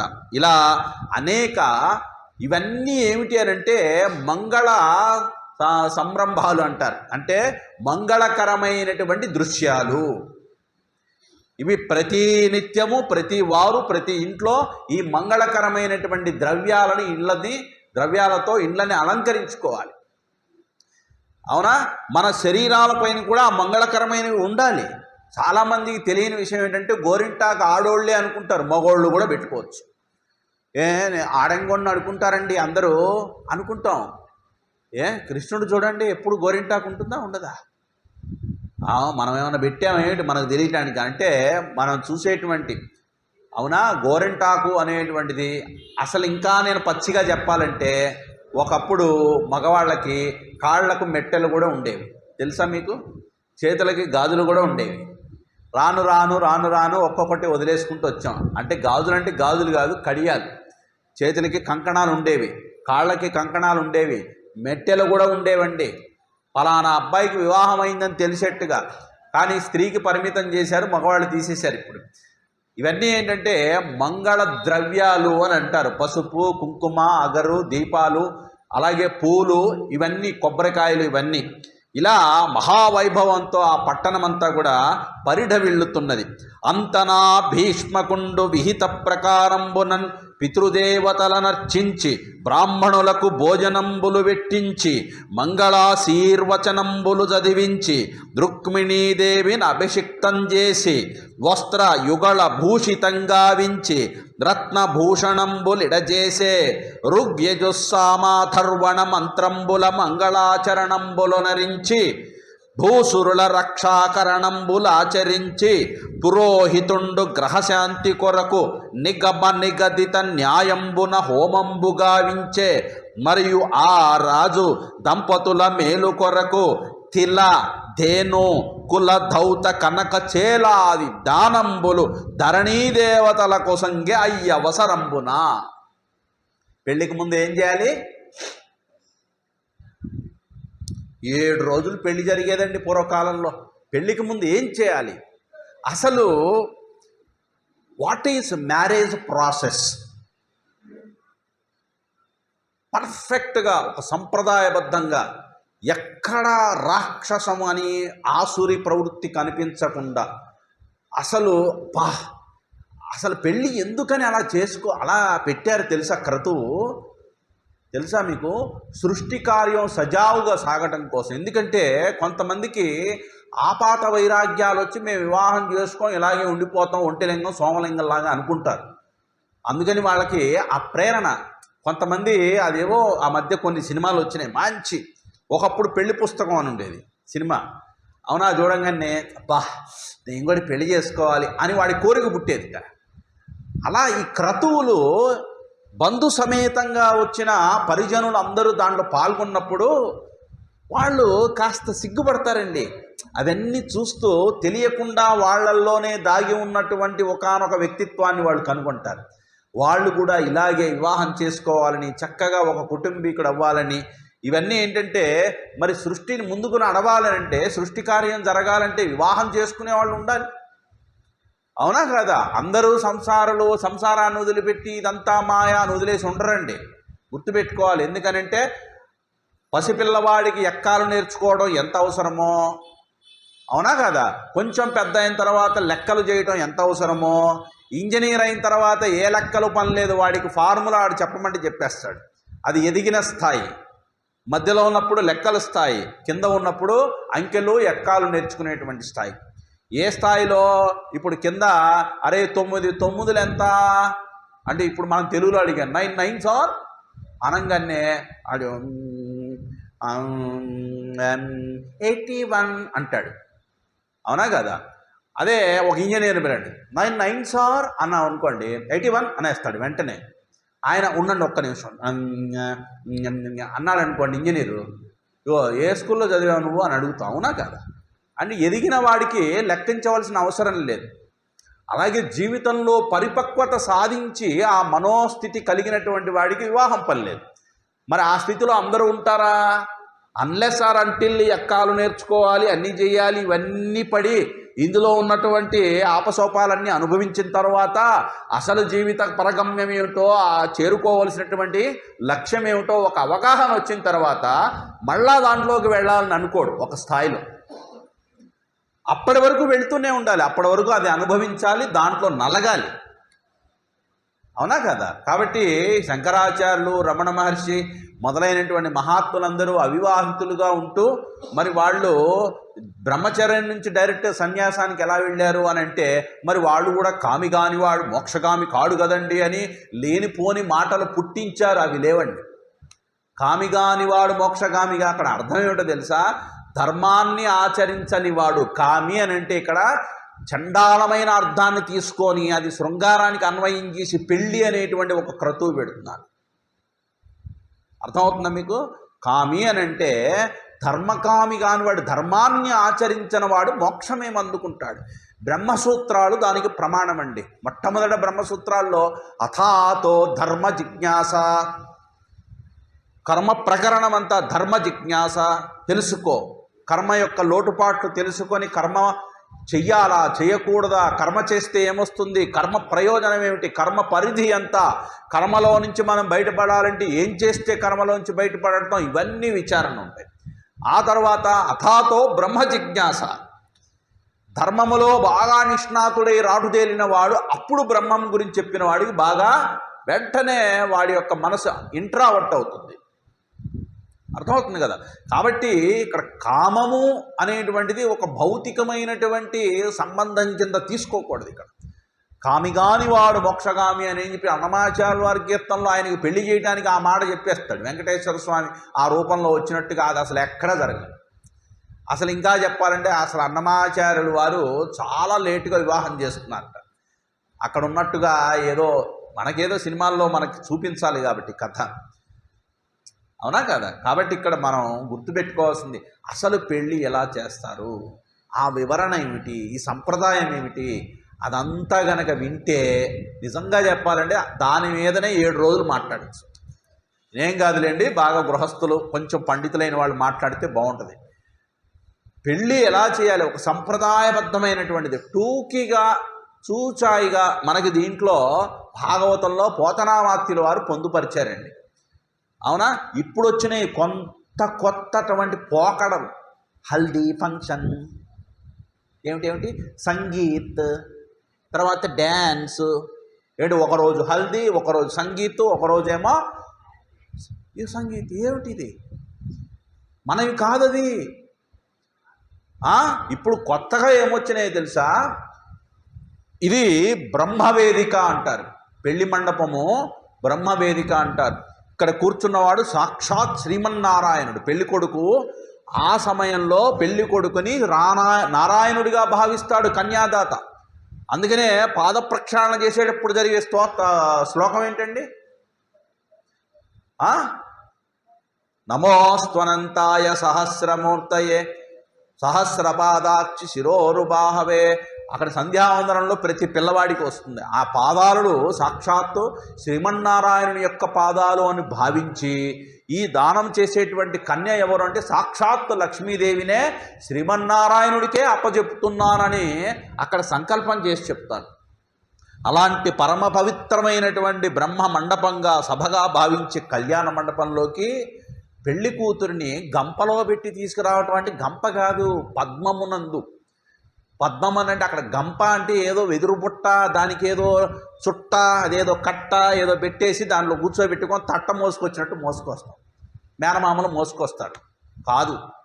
ఆ సూచన ఏమిటి? మొట్టమొదటిసారిగా సభికులందరి మధ్య ఆ గంపలో కూర్చున్నటువంటి పెళ్లి కూతురు సిగ్గుతో తల ఉంచుకుంటూ కాబోయే మగని గురించి లోపల ఊహలు చేసుకుంటూ చాలా వయ్యారంగా కూర్చొని ఉంటుంది.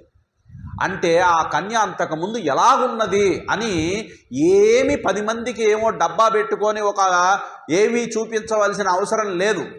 కేవలం ఆ క్రతువుతో ఏం తెలుపుతుంది అంటే ఆ పద్మం అనేటువంటి ఒక పద్మము మీదండి, పద్మాకారంలో ఉంటుందండి అది పద్మం అంటారు. ఆమె సచ్చరిత్ర కలిగినది, ఆమె సత్యమునందు నిలబడి ఉన్నది. ఏ నాడు కూడా తన సౌశీల్యాన్ని కోల్పోకుండా పరమ పవిత్రంగా ఎంతో చక్కటి సుచరిత కలిగినటువంటి కన్యని మేము తీసుకొస్తున్నాము అనేటువంటి భావన అందరికీ తెలియడం కోసం అలా మోసుకొచ్చేవారు. అది కూడా ఎవరు? మేనమామలు తీసుకొచ్చేవాడు. అందరూ చూస్తుండగా దాంతో వాళ్ళకి అర్థమైపోయేది.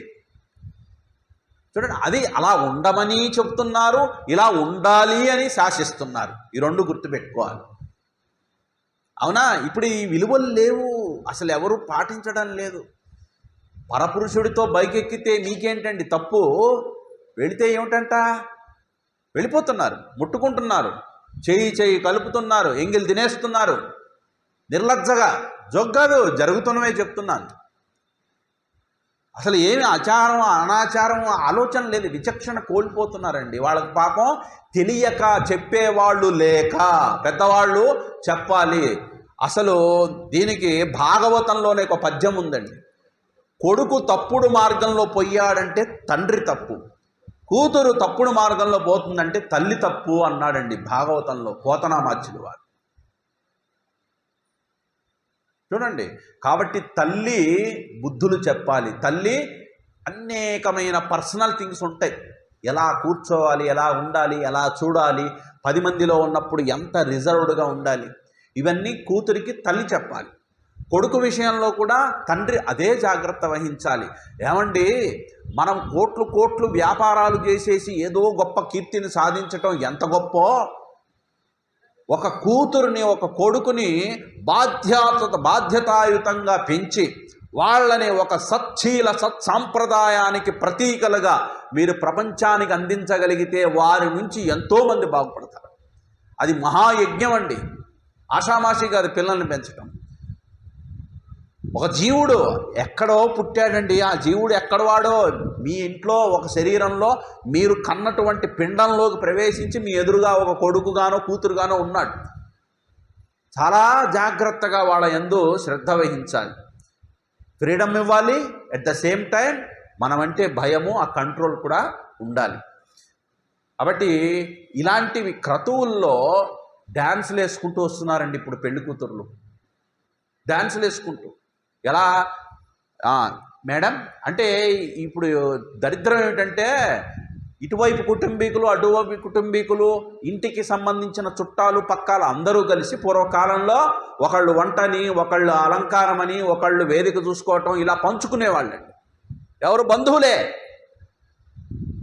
మా పెదనాన్నగారు చూసుకుంటారండి. అదేమిటి లావాదేవీలు, క్యాషులు, కాంట్రాక్టులు, అదేమిటి డబ్బులు ఇవ్వటం, ఇవన్నీ మా ఆయన చూడండి. పూర్వకాలంలో పెద్దవాళ్ళు ఏం చేస్తారంటే ఓ పర్సు సంకలో పెట్టుకొని తిరుగుతుంటారు. ఇలా సంకలో పెట్టి తిరుగుతుంటే అబ్బాయి డబ్బులు ఇక్కడ తీసుకో అని చెప్పి జాగ్రత్త, మళ్ళీ తొందరగా వాళ్ళందరూ భోజనానికి వెళ్ళిపోతున్నారు, అన్నీ రెడీ చేయండి అంటుంటాడు. అసలు పెళ్ళి హడావిడి అంతా ఆయన దగ్గరే ఉంటుంది. ఇలా బాధ్యతలు బంధువులకి అప్పచెప్పేవాళ్ళు. ఇప్పుడే వచ్చాయి ఈవెంట్ మేనేజర్స్. ఆ ఈవెంట్ మేనేజరు ప్యాకేజ్ చెప్తాడండి.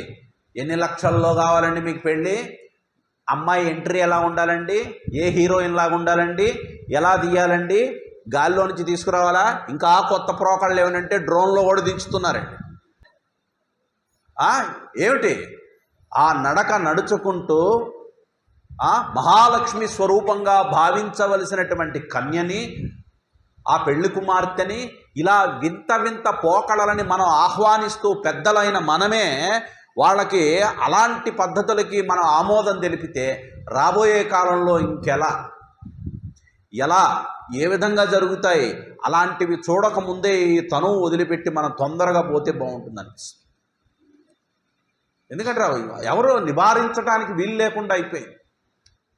రోజుకో టాపిక్ వస్తుంది మనకి, డీజే అని అదని ఇదని నానా చండాలము రభస ఘోరాతి ఘోరంగా అయిపోతున్నాయి పెళ్ళిళ్ళకి. మరి మీరు ఎంత చక్కగా ఎగరేసుకుంటూ వెళ్తున్నారో నాకైతే తెలియదు, కానీ ఒకప్పుడు పెళ్ళిళ్ళంటే హృదయంగా మనోరంజకంగా ఉండేవి. ఇప్పుడు సినిమా పాటలు పాడిస్తున్నారు, సింగర్స్ని పిలిపించుకొని డ్యాన్సులు వేస్తున్నారు, డీజేలు పెడుతున్నారు, రోడ్ల మీద ఊరేగుతున్నారు. అసలు తంతు, అసలు మంత్రము, అసలు క్రతువు ఎవ్వడు పట్టించుకోవడం లేదు. అసలు పెళ్లి జరిగిందా అని అంటే మెడలో తాళి కనిపిస్తుందా లేదా, అంతే. ఆ సమయం వరకే. అది కట్టిన తర్వాత కూడా ఏం చేస్తానంటే ఇలా మాంగళ్యం పొందనారేనా మమ జీవన హేతున మంత్రం చదువుతుంటే పక్క నుంచి ఫ్రెండ్స్లో అని అడుస్తున్నారు. కొట్టేవాళ్ళు లేకపోతే అక్కడ అలాంటి చోట్లకు వచ్చి అరవటం ఏమిటి? ఏమండి, వెంకటేశ్వర స్వామి వారి కళ్యాణం చేసుకుంటాము, ఆ కళ్యాణం చూస్తే మీకేమనిపిస్తుంది మీరే చెప్పండి. ఇక చాలు భగవంతుడా, ఈ కళ్యాణ ఘట్టాన్ని స్వామివారి జరిగిన కైంకర్యం చూసి నా ప్రాణాలు ఇక్కడే పోయినా పర్వాలేదు అనిపిస్తుంది. ఇప్పుడు కూడా నాకు అదే అనిపిస్తుంది. ఇలాంటివి చూడకుండా ఇక్కడే మన ప్రాణం పోతే బాగుంది అనిపిస్తాను. కాబట్టి ఆయన ఏం చేశాడు, అసలు శాస్త్ర రీతిని ఏ ఒక్క దాన్ని కూడా తప్పకుండా మొట్టమొదట చేయాల్సింది ఏమిటి? ప్రతి ఇంటి వాళ్ళు గుర్తుపెట్టుకోండి, పెళ్ళికి ముందు మొట్టమొదట పితృదేవతలకి పూజ చేయాలండి. అమ్మాయి అయినా అబ్బాయి అయినా వాళ్ళ పితరులు ఉంటారు కదా, గతించిన 3 తరాల వాళ్ళండి.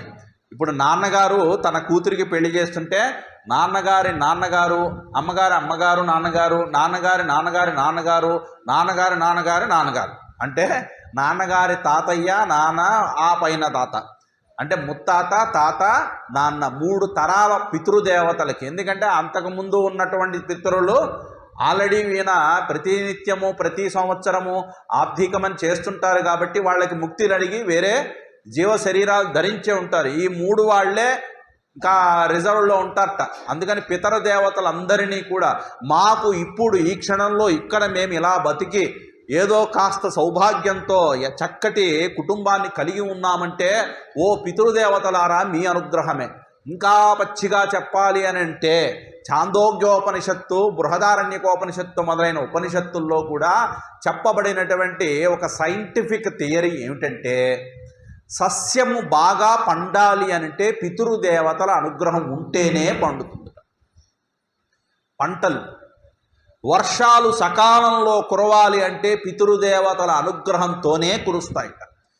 ఈ లోకంలో ఉన్న అందరూ కూడా తమ పితరులని గనక విధిపూర్వకముగా నియమం తప్పకుండా ప్రతి సంవత్సరము, ఇంకా కొంతమంది మహాత్ములు అమావాస్యాది దినాలలో అమావాస్య రోజున తర్పణాలు ఇస్తారండి. ప్రతి నెల కూడా పితృతర్పణాలు ఇస్తారండి.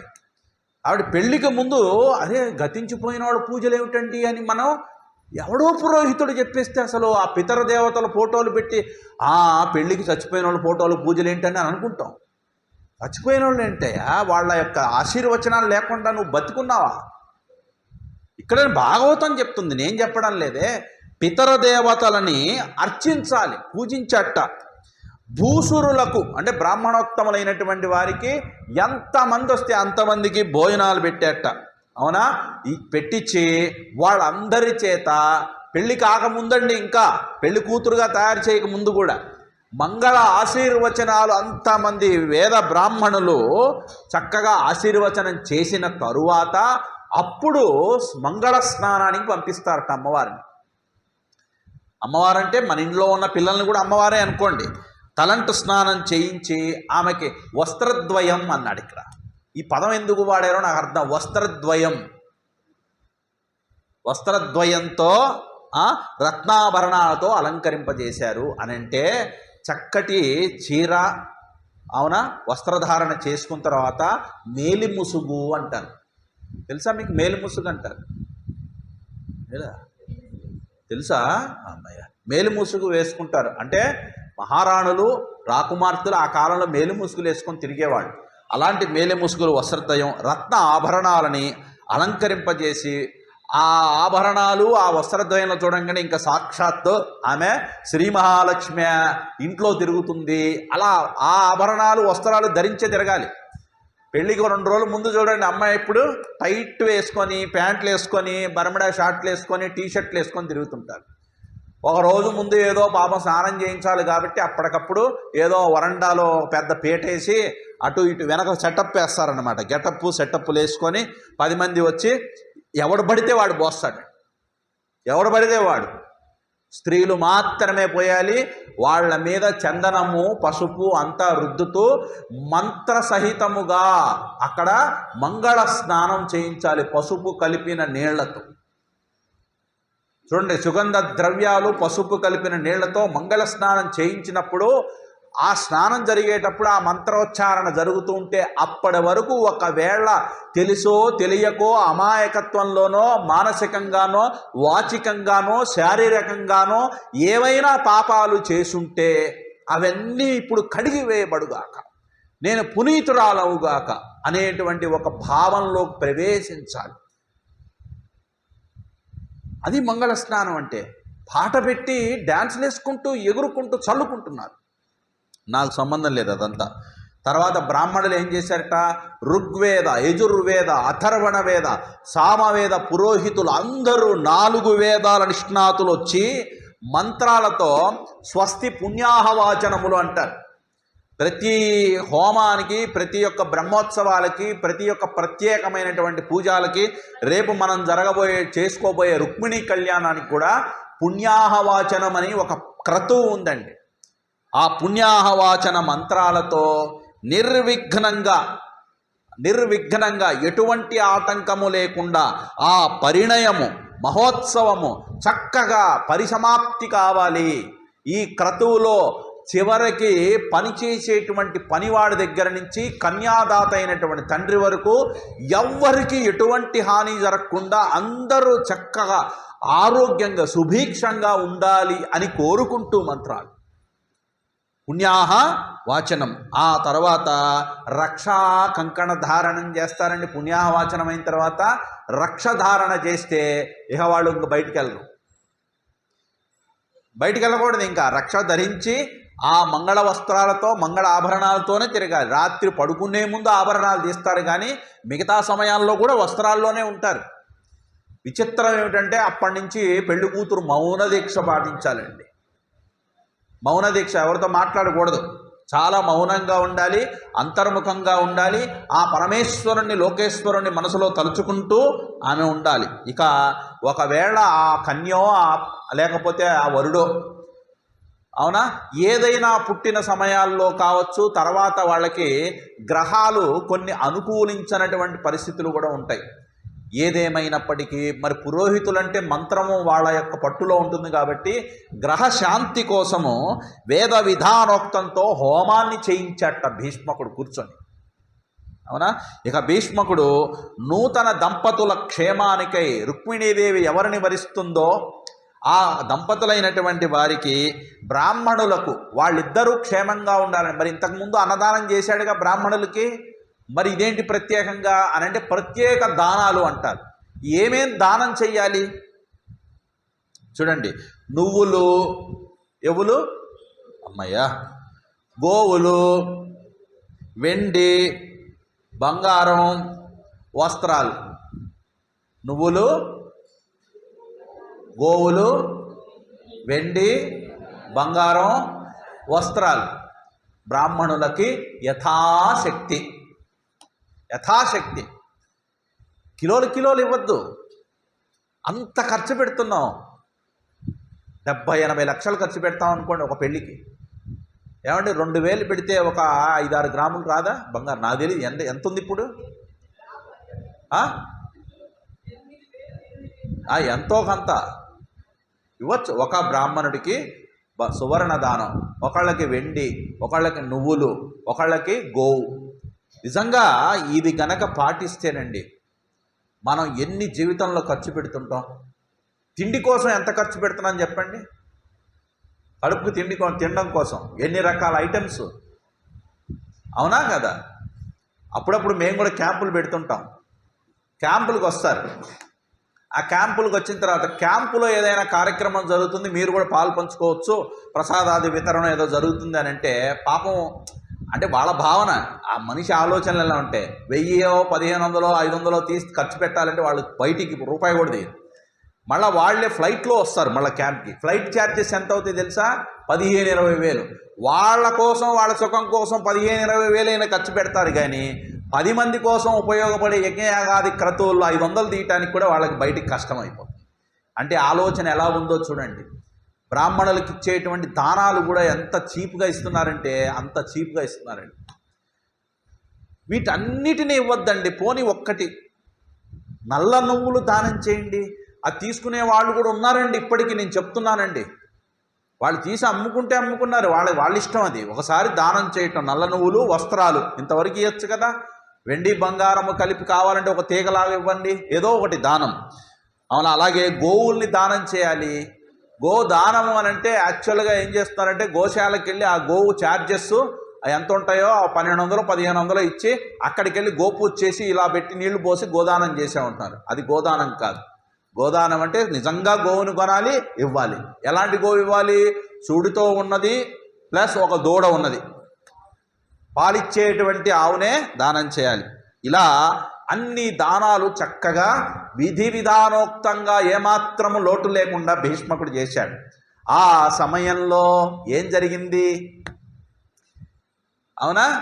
విదర్భరాజపుత్రిని చేపడతానంటూ మదోన్మత్తుడైనటువంటి శిశుపాలుడు ఇక కృష్ణుడు వచ్చాడని తెలుసుకున్నాడు. ఎవరు? శిశుపాలుడు. మరి శిశుపాలుడు ఏం చేశాట?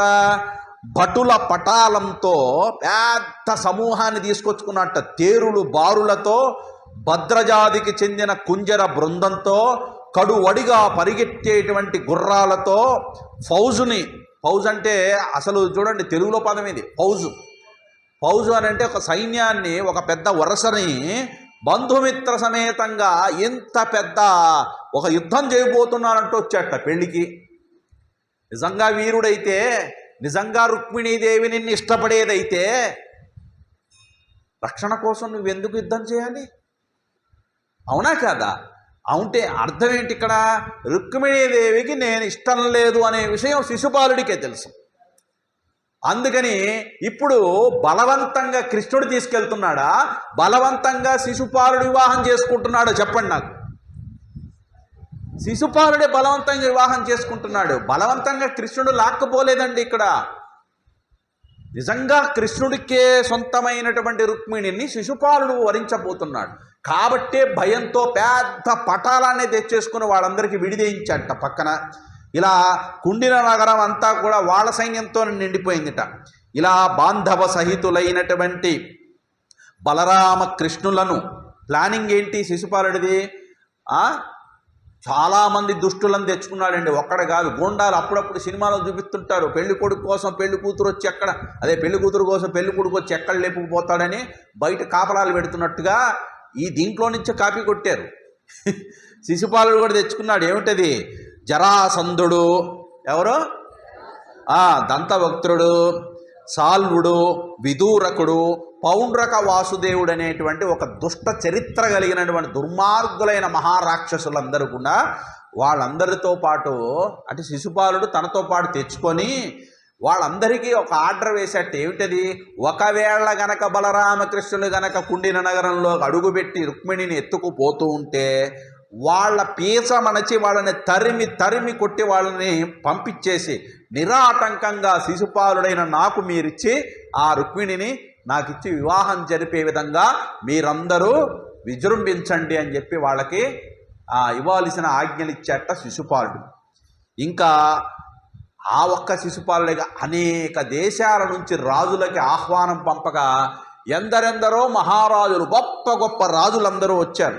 ఇక భీష్ముడు శిశుపాలుడు ఇలా పెద్ద పటాలంతో వచ్చాడని తెలుసుకొని, మరి రుక్మి నిర్ణయించాడు కదా తానే అల్లుడని, మళ్ళీ 10 మందిలో అందరికీ ప్రచారం అయిపోయింది శిశుపాలుడికి రుక్మిణిని చేస్తున్నారని. మరి భీష్మకుడు ధర్మాత్ముడు కదా, మరి కాబోయే అల్లుడికి సగౌరవంగా సాధారణంగా ఆహ్వానం పలకాలి కాబట్టి శిశుపాలుడికి ఎదురిగి గౌరవించి అతనికి ఒక చోట, వాళ్ళ పటాలానికి ఆయనకి ఒక చోట విడిది ఏర్పాటు చేశాట. ఈ సమాచారము చూడండి, అక్కడి నుంచి కృష్ణుడు బయలుదేరి వచ్చాడు పురోహితుడిని తీసుకొని. బయట ఎక్కడ ఉపవనం అని ఒకటి ఉంది, ఉపవనంలో ఆగాడండి. అక్కడ విదర్భ రాజ్యం పెద్ద పెద్ద ప్రాకారాలతో, దుర్భేద్యమైనటువంటి కోట గోడలతో చాలా శోభాయమానంగా విరాజిల్లుతూ ఉండగా చూశాడు. అవునా, కృష్ణుడు చూస్తున్నాడు, ఎవ్వరికి చెప్పలేదు. వెంటనే పురోహితుడిని ఎక్కించుకొని దారుకుడిని తీసుకొని ఆ రథం ఎక్కి ఇక్కడికి వచ్చేసాడు. ఏమిటో ఆయన ఒక్కడే మొత్తం విజయం సాధించేద్దామని. పాపం బలరాముడికి ఈ విషయం తెలిసింది. ఏమిటది? కృష్ణుడు ఒక్కడే వెళ్ళాడా రుక్మిణిని తీసుకురావడానికి? అమ్మో, నాకు తెలిసి ఏదో పెద్ద యుద్ధమే జరగబోతోంది, వాళ్ళని చంపకూడదు, అక్కడ మనం గెలవాలి, వాళ్ళని అక్కడ ఓడించి రుక్మిణిని తీసుకురావాలి తప్ప ఇక వేరే ఏమీ జరగకూడదు. మనం వెళ్ళకపోతే మనం పెద్ద ప్రమాదం జరిగేట్టుంది. కృష్ణుడు ఆ రుక్మిణి కోసం ఏమైనా చేస్తాడేమో అని బలరాముడు మిగతా యాదవ వీరులందరినీ వెంట పెట్టుకొని తటాలను వెంటనే అక్కడి నుంచి బయలుదేరాట. శిశుపాలుడు, దంతభక్తుడు, జరాసంధుడు, పౌండ్రక వాసుదేవుడు, విదూరకుడు, సాల్వుడు మొదలైన వాళ్ళందరూ రక్షణ వలయంలో ఉన్నారని తెలుసుకొని బలరాముడు కన్యను తెచ్చేటప్పుడు మొత్తానికి ఒక రభస, ఒక కథనం జరుగుతుంది. తమ్ముడు శ్రీకృష్ణుడికి మనం సహాయం చేయాలని బలరాముడు తన యొక్క ఆయుధాన్ని పెట్టుకున్నాడు. హలాయుధం. హలము అంటే తెలుసా? అమ్మయ్యా, నాగలేని తెలుసు అనమాట. హలము అంటే ఆయుధము, అంటే నాగలి. బలరాముడి యొక్క ఆయుధం హలము. అవునా, అలా పెట్టుకొని ఇక అందరినీ వెంట పెట్టుకొని వచ్చేట. అసంఖ్యాకమైనటువంటి సైన్యంతో వచ్చాడు. వాళ్ళు ఎంతమంది వచ్చారో వాళ్ళకి 10 సైన్యంతో బలరాముడు అక్కడికి వచ్చాడు. ఇక ఆ సమయంలో బయటంతా ఇంత రభస జరుగుతుంది, ఇన్ని ఏర్పాట్లు, ఇంత ఏం జరగబోతుందా అనే ఉత్కంఠ ఉంది బయట. ఇక్కడ రుక్మిణీదేవి నీరసంగా వాలు కన్నులతో కృష్ణుని గురించి మౌన దీక్ష వహిస్తూ ఆలోచిస్తూ ఆ యదువల్లభుడు తన సందేశం పంపింది కదా లేఖ, సందేశము తిలకించి ఆ లోపలనేకతమున ఆలోల విశాల నయనయ గురుక్మిణి తన్నాలోకలోచనడు హరి ఆలోకనము చేసి కదియుండని శంకితయై. తను పంపించినటువంటి సందేశాన్ని తిలకించి తన్ని చేరరాడేమో, ఒకవేళ నేను పంపించినటువంటి దాన్ని, అంటే ఇంత ఓపెన్గా ఇలా నిర్లజ్జగా నన్ను వచ్చి తీసుకెళ్ళు అని అడిగిందని ఏమైనా నా గురించి తప్పుగా అనుకున్నాడేమో. చూడండి అలా ఆలోచనలు. ఏమిటి, నాకేమి ఇక్కడ కృష్ణుడు వచ్చినటువంటి దాఖలాలు ఏం కనిపించడం లేదు. లోపల ఆందోళన బయలుదేరింది రుక్మిణీదేవికి. సుముహూర్తమేమో చూస్తే తెల్లవారుజామున రేపే పెళ్లి దగ్గర పడుతోంది. అవునా, ఇంతకీ నా నందనందనుడు ఆ ఇందీవరశ్యాముడు ఎక్కడున్నాడబ్బా? నా మనస్సు ఎందుకు ఇంత ఆందోళన చెందుతోంది? అసలు నా వార్త అగ్నిద్యోతనుడు తీసుకెళ్ళాడో లేకపోతే దారిలోనే ఎక్కడన్నా కనుమరుగైపోయాడో? అవునా, ఇంతకీ ఒకవేళ వెళ్ళినా ఆయన ప్రయత్నం ఫలించిందో ఫలించలేదో? అయినా దైవ నిర్ణయం ఎలాగుందో, విధి నిర్ణయం ఒకటి ఉంది. నాకేమో భాగ్యం శ్రీకృష్ణుడిని చేసుకుంటే, శ్రీకృష్ణుడు నన్ను వరించాలని నా మనోభీష్టం, ఇవన్నీ నా సంకల్పం. కానీ దైవం ఏం నిర్ణయించిందో నాకు తెలియదు కదా.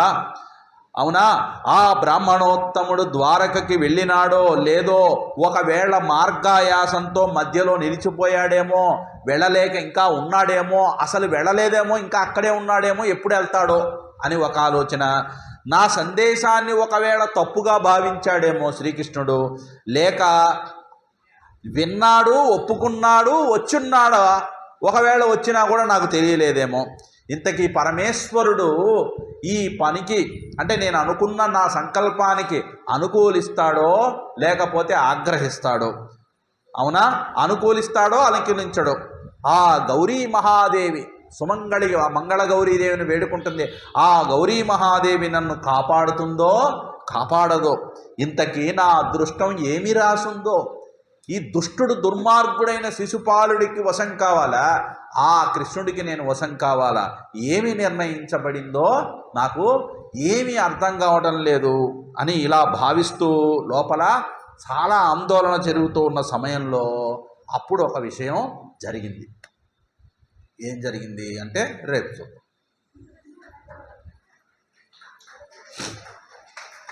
హరి ఓం ప్రణామాలు.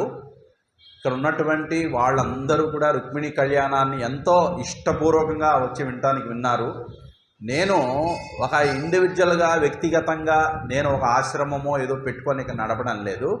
ఒక సంప్రదాయబద్ధమైన 1951లో పరమపూజ్య గురుదేవులు స్వామి చిన్మయానందుల వారు ఈ సనాతన ధర్మాన్ని, వైదిక ధర్మాన్ని, భగవద్గీత, ఉపనిషత్తులు మొదలైనటువంటి వాటిని జనబాహుళ్యంలోకి తీసుకువెళ్ళాలని చాలా తీవ్రమైన ప్రయత్నం చేసి ఎన్నో కష్టాలు పడి ఈ చిన్మయ మిషన్ని రేపు నెక్స్ట్ ఇయర్కి ఈ చిన్మయ మిషన్ పెట్టి నెక్స్ట్ ఇయర్కి 75 సంవత్సరాలు పూర్తవుతుందండి చిన్మయ మిషన్ పెట్టి.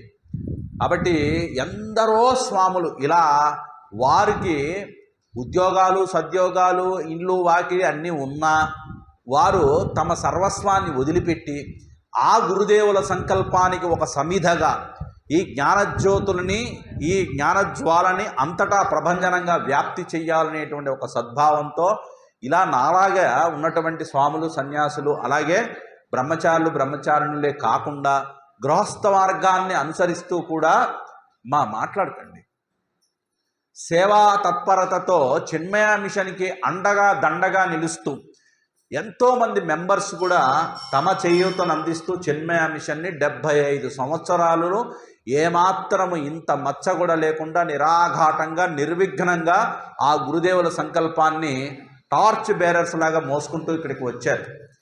అందరూ పాత వాళ్లే, గుర్తుపెట్టుకోండి. కొత్తగా చేరిన మెంబర్ కొత్త మెంబర్ కాదు.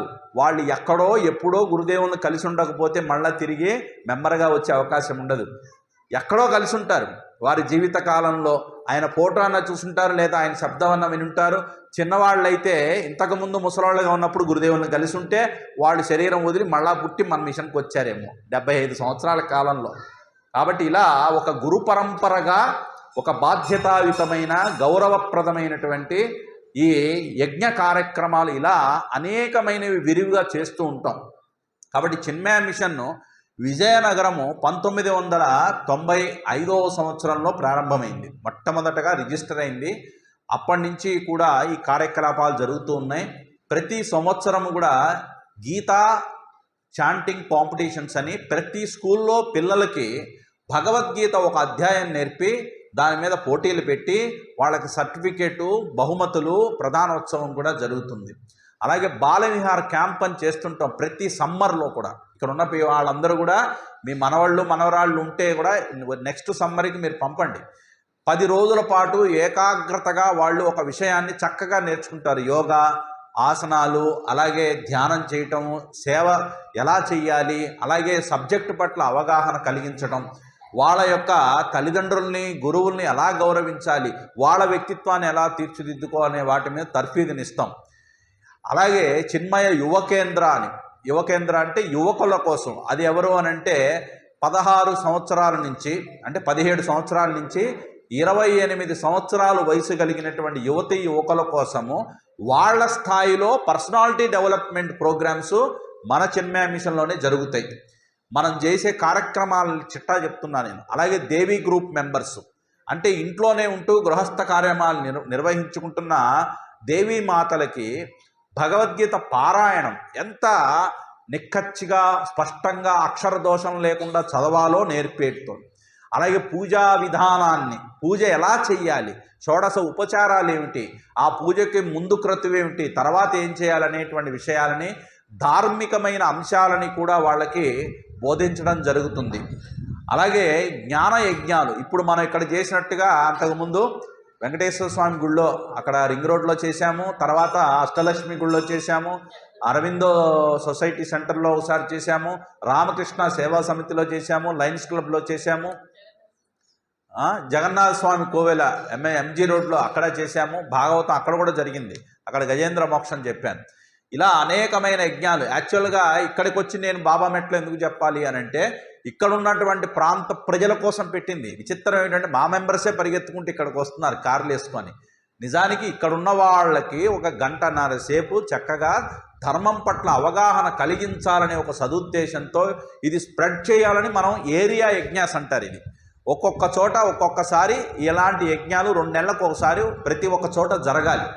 అలాంటి ప్రణాళికలు మేము కూడా వేసుకోవాలి, అవునా? కాకపోతే అది ప్లానింగ్ పర్ఫెక్ట్గా చేసుకొని ఇక ముందైనా అవి నిర్విఘ్నంగా అలాంటి కార్యక్రమాలు విజయనగరం ఈవెన్ మీరు పల్లెలకు పిలిచినా నేను వస్తానండి.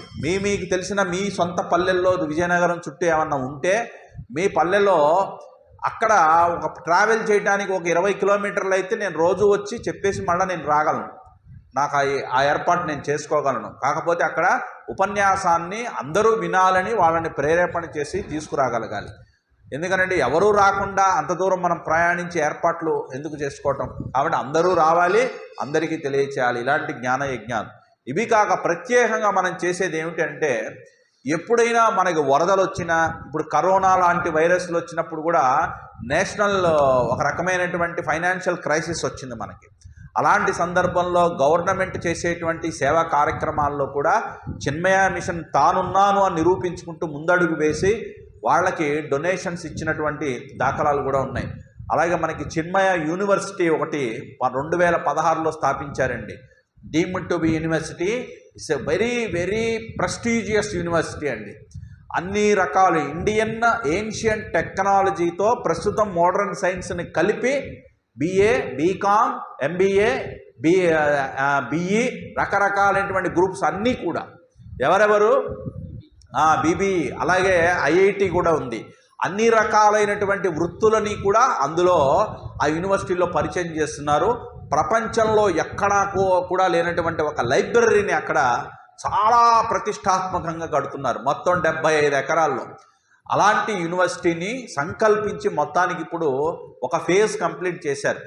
చిన్మయ మిషన్ నుంచి కేరళకి మేము క్యాంపుకి తీసుకువెళితే మా మెంబర్స్ అక్కడికక్కడ యూనివర్సిటీ గురించి ఇచ్చిన ప్రజెంటేషన్ విని ఆ క్యాంపుకి వచ్చిన వాళ్ళు ఉత్సాహంతో అందరూ కలిసి దాదాపు 7.5 లక్షల రూపాయలు డొనేషన్ ఇచ్చారండి. అక్కడ ఎవరిని రూపాయి అడగలేదు, ఇలా జరుగుతుంది అని చెప్పగానే వాళ్ళందరూ కలిసి ఇచ్చేశారు.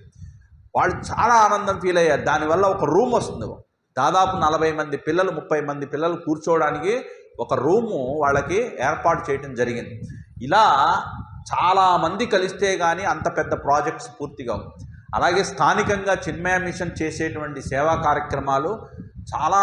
మనం హౌస్ రెంట్ కట్టుకుంటున్నాం, కరెంటు బిల్లులు కడుతున్నాం, అలాగే చుట్టూ సేవా కార్యక్రమాలు మనం చేసేటప్పుడు ఏనాడు ఎప్పుడు ఎవరి నుంచి రూపాయి ఆశించం. కాకపోతే ఇలాంటి జ్ఞాన యజ్ఞాలు జరిగినప్పుడు మాత్రమే గురుదక్షిణ ప్రోగ్రామ్ అని ఒకటి పెడతాం. ఇదేదో మీరు కంపల్షన్గా ఇంత పెట్టాలి అని ఒక క్లాస్కింత లేకపోతే యజ్ఞానికింత అని చెప్పడం కాదు. మీ యొక్క హృదయము ఎంత ఆనందపడుతుందో అంతే మీరు పెట్టండి. మీరు ఎంతైనా పెట్టచ్చు, నో లిమిట్ ఫర్ దట్.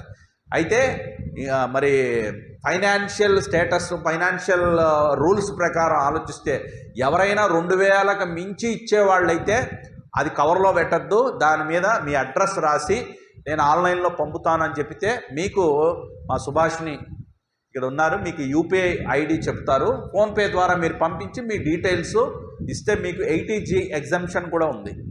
ఆ పన్ను రాయితీ అంటారు. అంటే మీరు మీ యొక్క రిటర్న్స్ ఫైల్ చేసుకున్నప్పుడు మీకు మళ్ళీ ఎంత పర్సంటేజ్ వస్తుంది వాళ్ళకి రిటర్న్, ఇన్కమ్ ట్యాక్స్ రిటర్న్స్ వాళ్ళు ఇచ్చినటువంటి దాన్ని బట్టి 18 16 ఎంతో రిటర్న్స్ వాళ్ళకు వస్తాయి. అలా మనకి ఈ సేవా కార్యక్రమాలు గురుదేవులు పెట్టిన ట్రెడిషన్ ఇది. గురువుకి అనంటే ఇక్కడ నేనుగా ఒక గురువు అని చెప్పడం లేదు. ఈ సంప్రదాయంలో ఇక్కడ కూర్చొని మాట్లాడడానికి ఏ గురువు అనుగ్రహం లేకపోతే ఇక్కడ నాకు మాట పెగలదో ఆ గురువు యందు పరమభక్తితో మనం ఇచ్చుకునేటువంటి ఉడతాభక్తిగా ఇచ్చుకునే సమర్పణ చేసుకునే అది గురుదక్షిణ అంటారు. గురుదక్షిణ అంటే ఏమి ఇవ్వాలో గురువు చెప్పడు, వాళ్ళ ఇష్టం ఏమైనా ఇవ్వవచ్చు. కాబట్టి గురువుకి గురుదక్షిణగా మనఃపూర్వకంగా ఏమాత్రము అదేదో బలవంతంగా మీరు భావించకుండా గురువుకి నేను సమర్పించుకునే, ఎన్ని ఖర్చు పెడతాం హోటల్కి వెళ్ళినప్పుడు, మన ఇష్టం వచ్చిన ప్రయాణాలు చేసినప్పుడు, ఇలాంటి ఆధ్యాత్మిక సంస్థలలో మనం పాలు పంచుకుంటే సంస్థ ఎదిగితే సమాజం బాగుపడుతుంది. సమాజం బాగుపడితే కుటుంబాలు కూడా ఆనందంగా ఉంటాయి, ధర్మం నిలబడుతుంది. ధర్మ పరిరక్షణలో ఇది ఒక భాగంగా మీరు భావించి మీరు అనిపించినటువంటి దాన్ని దాంట్లో పెట్టి, దయచేసి చాలామంది నాకు పేరొద్దు ఊరొద్దండి అని చెప్పి చాలామంది పాపం ఉదారులు ఏం చేస్తున్నారంటే ఉత్త పేరు ఫోన్ నెంబర్ వేసి ఇచ్చేస్తున్నారు. ప్లీజ్ ప్లీజ్ ప్లీజ్ రిమెంబర్, మీ పేరు, మీ అడ్రస్సు, మీ ఫోన్ నెంబరు, మీ ఈమెయిల్ ఐడి లేకపోతే మీ అబ్బాయిదో అమ్మాయిదో కనుక్కొని రాయండి. అందుకే ఒకరోజు ముందు ఇస్తాం కవర్లు. మీ ఈమెయిల్ ఐడి అలాగే మీ ఆధార్ నెంబరు దాని మీద రాసి పర్ఫెక్ట్గా అంకెలు నీట్గా రాయండి. రాసి ఎంత అమౌంట్ పెడుతున్నారో దాంట్లో పైన రాసి దానిలో పెట్టి దానికి గమ్ అతికించండి. ఓపెన్గా చేసి పెట్టద్దు. వాటన్నిటినీ కూడా అంకెలు వేసి ప్రతి కవర్కి మా ట్రెజరరు, సెక్రటరీ, ప్రెసిడెంట్ వీళ్ళ సమక్షంలో అది ఓపెన్ చేసి అవన్నీ కూడా అకౌంట్ పార్ చేసి ఎంట్రీస్ టాలీలో వేసి దాన్ని ఆడిట్ రిటర్న్కి కూడా మేము ఫైల్ చేస్తాం.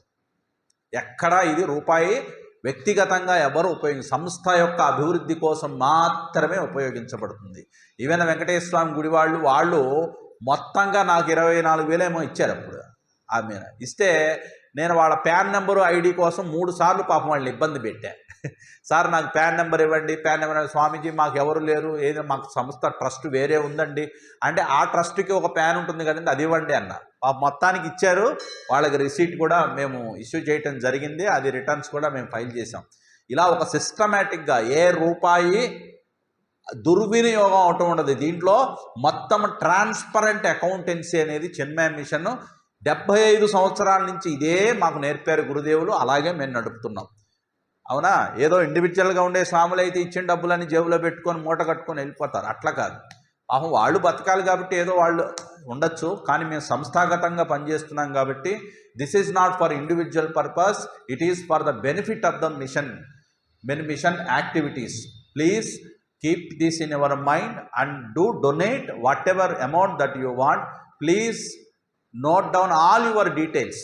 అది తప్పకుండా మళ్ళీ ఇంకోసారి చెప్తున్నాను. మీ పేరు, మీ అడ్రస్సు, పూర్తి అడ్రస్సు. కొంతమంది కమ్మ వీధి విజయనగరం అని రాస్తున్నారు. కమ్మ వీధి ఏ లైను, ఏ ఇంటి నెంబరు కూడా రాయండి. డోర్ నెంబరు, అడ్రస్సు, వీధి లైను, విజయనగరము, మీ ఫోన్ నెంబరు, ఈమెయిల్ ఐడి మీది లేకపోతే మీ అమ్మాయిదో పాపతో, తర్వాత ఆధార్ నెంబరు తప్పనిసరిగా వేయండి. వేసి కవర్లో పెట్టి రేపు గురుదక్షిణ కార్యక్రమం అని సాయంత్రం ఇక్కడ జరుగుతుంది. మీ అందరికీ యజ్ఞప్రసాదం బుక్లెట్, చిన్మయ మిషన్ చరిత్ర, గురుదేవులు ఎంత కష్టపడితే ఈ చిన్మయ మిషన్ వచ్చిందో ఆ చిన్మయ మిషన్ చరిత్ర, అలాగే గురుదేవుల యొక్క జీవిత చరిత్ర కూడా టూకీగా ఒక బుక్లెట్ ఫామ్ ప్రింట్ చేయడం జరిగింది. అందరికీ ఆ యజ్ఞప్రసాదం ఉంటుంది. ఇంకొక విషయం ఏంటంటే, ఏమండి కవర్లు చేతిలో పెట్టారు, రేపు యజ్ఞప్రసాదం అంటున్నారు, రేపు రావులేండి అని అనుకొని రాకుండా మాత్రం ఉండకండి.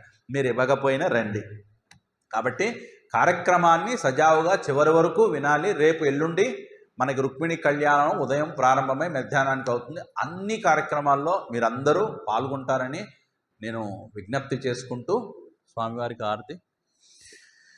అందరికి కవర్లో అడిగి మరీ తీసుకోండి. ఎవరికన్నా ఇవ్వకపోతే కవర్ తీసుకొని మీ డీటెయిల్స్.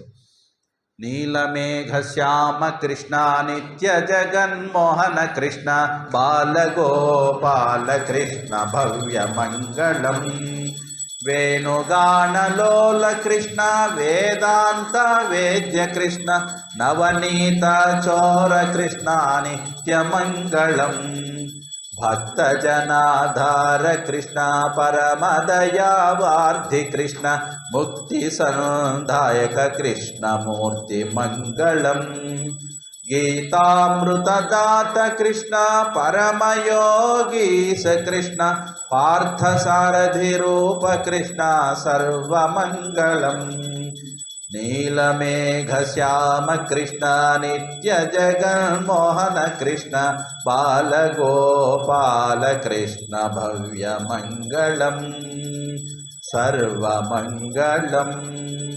శ్రియః కాంతాయ కళ్యాణ నిధయేర్థినాం శ్రీవేంకటనివాసాయ శ్రీనివాసాయ మంగళం. మంగళం శ్రీకురుక్షేత్ర రణక్షోణివిహారిణే పార్థసారథిరూపాయ గీతాచార్యాయ మంగళం. మంగళం గురుదేవాయ మహనీయ గుణాత్మనే సర్వలోకశరణ్యాయ సాధురూపాయ మంగళం. మంగళాశాసనపరైః మదాచార్య పురోగమైః సర్వైశ్చ పూర్వైరాచార్యైః సత్కృతాయాస్తు మంగళం.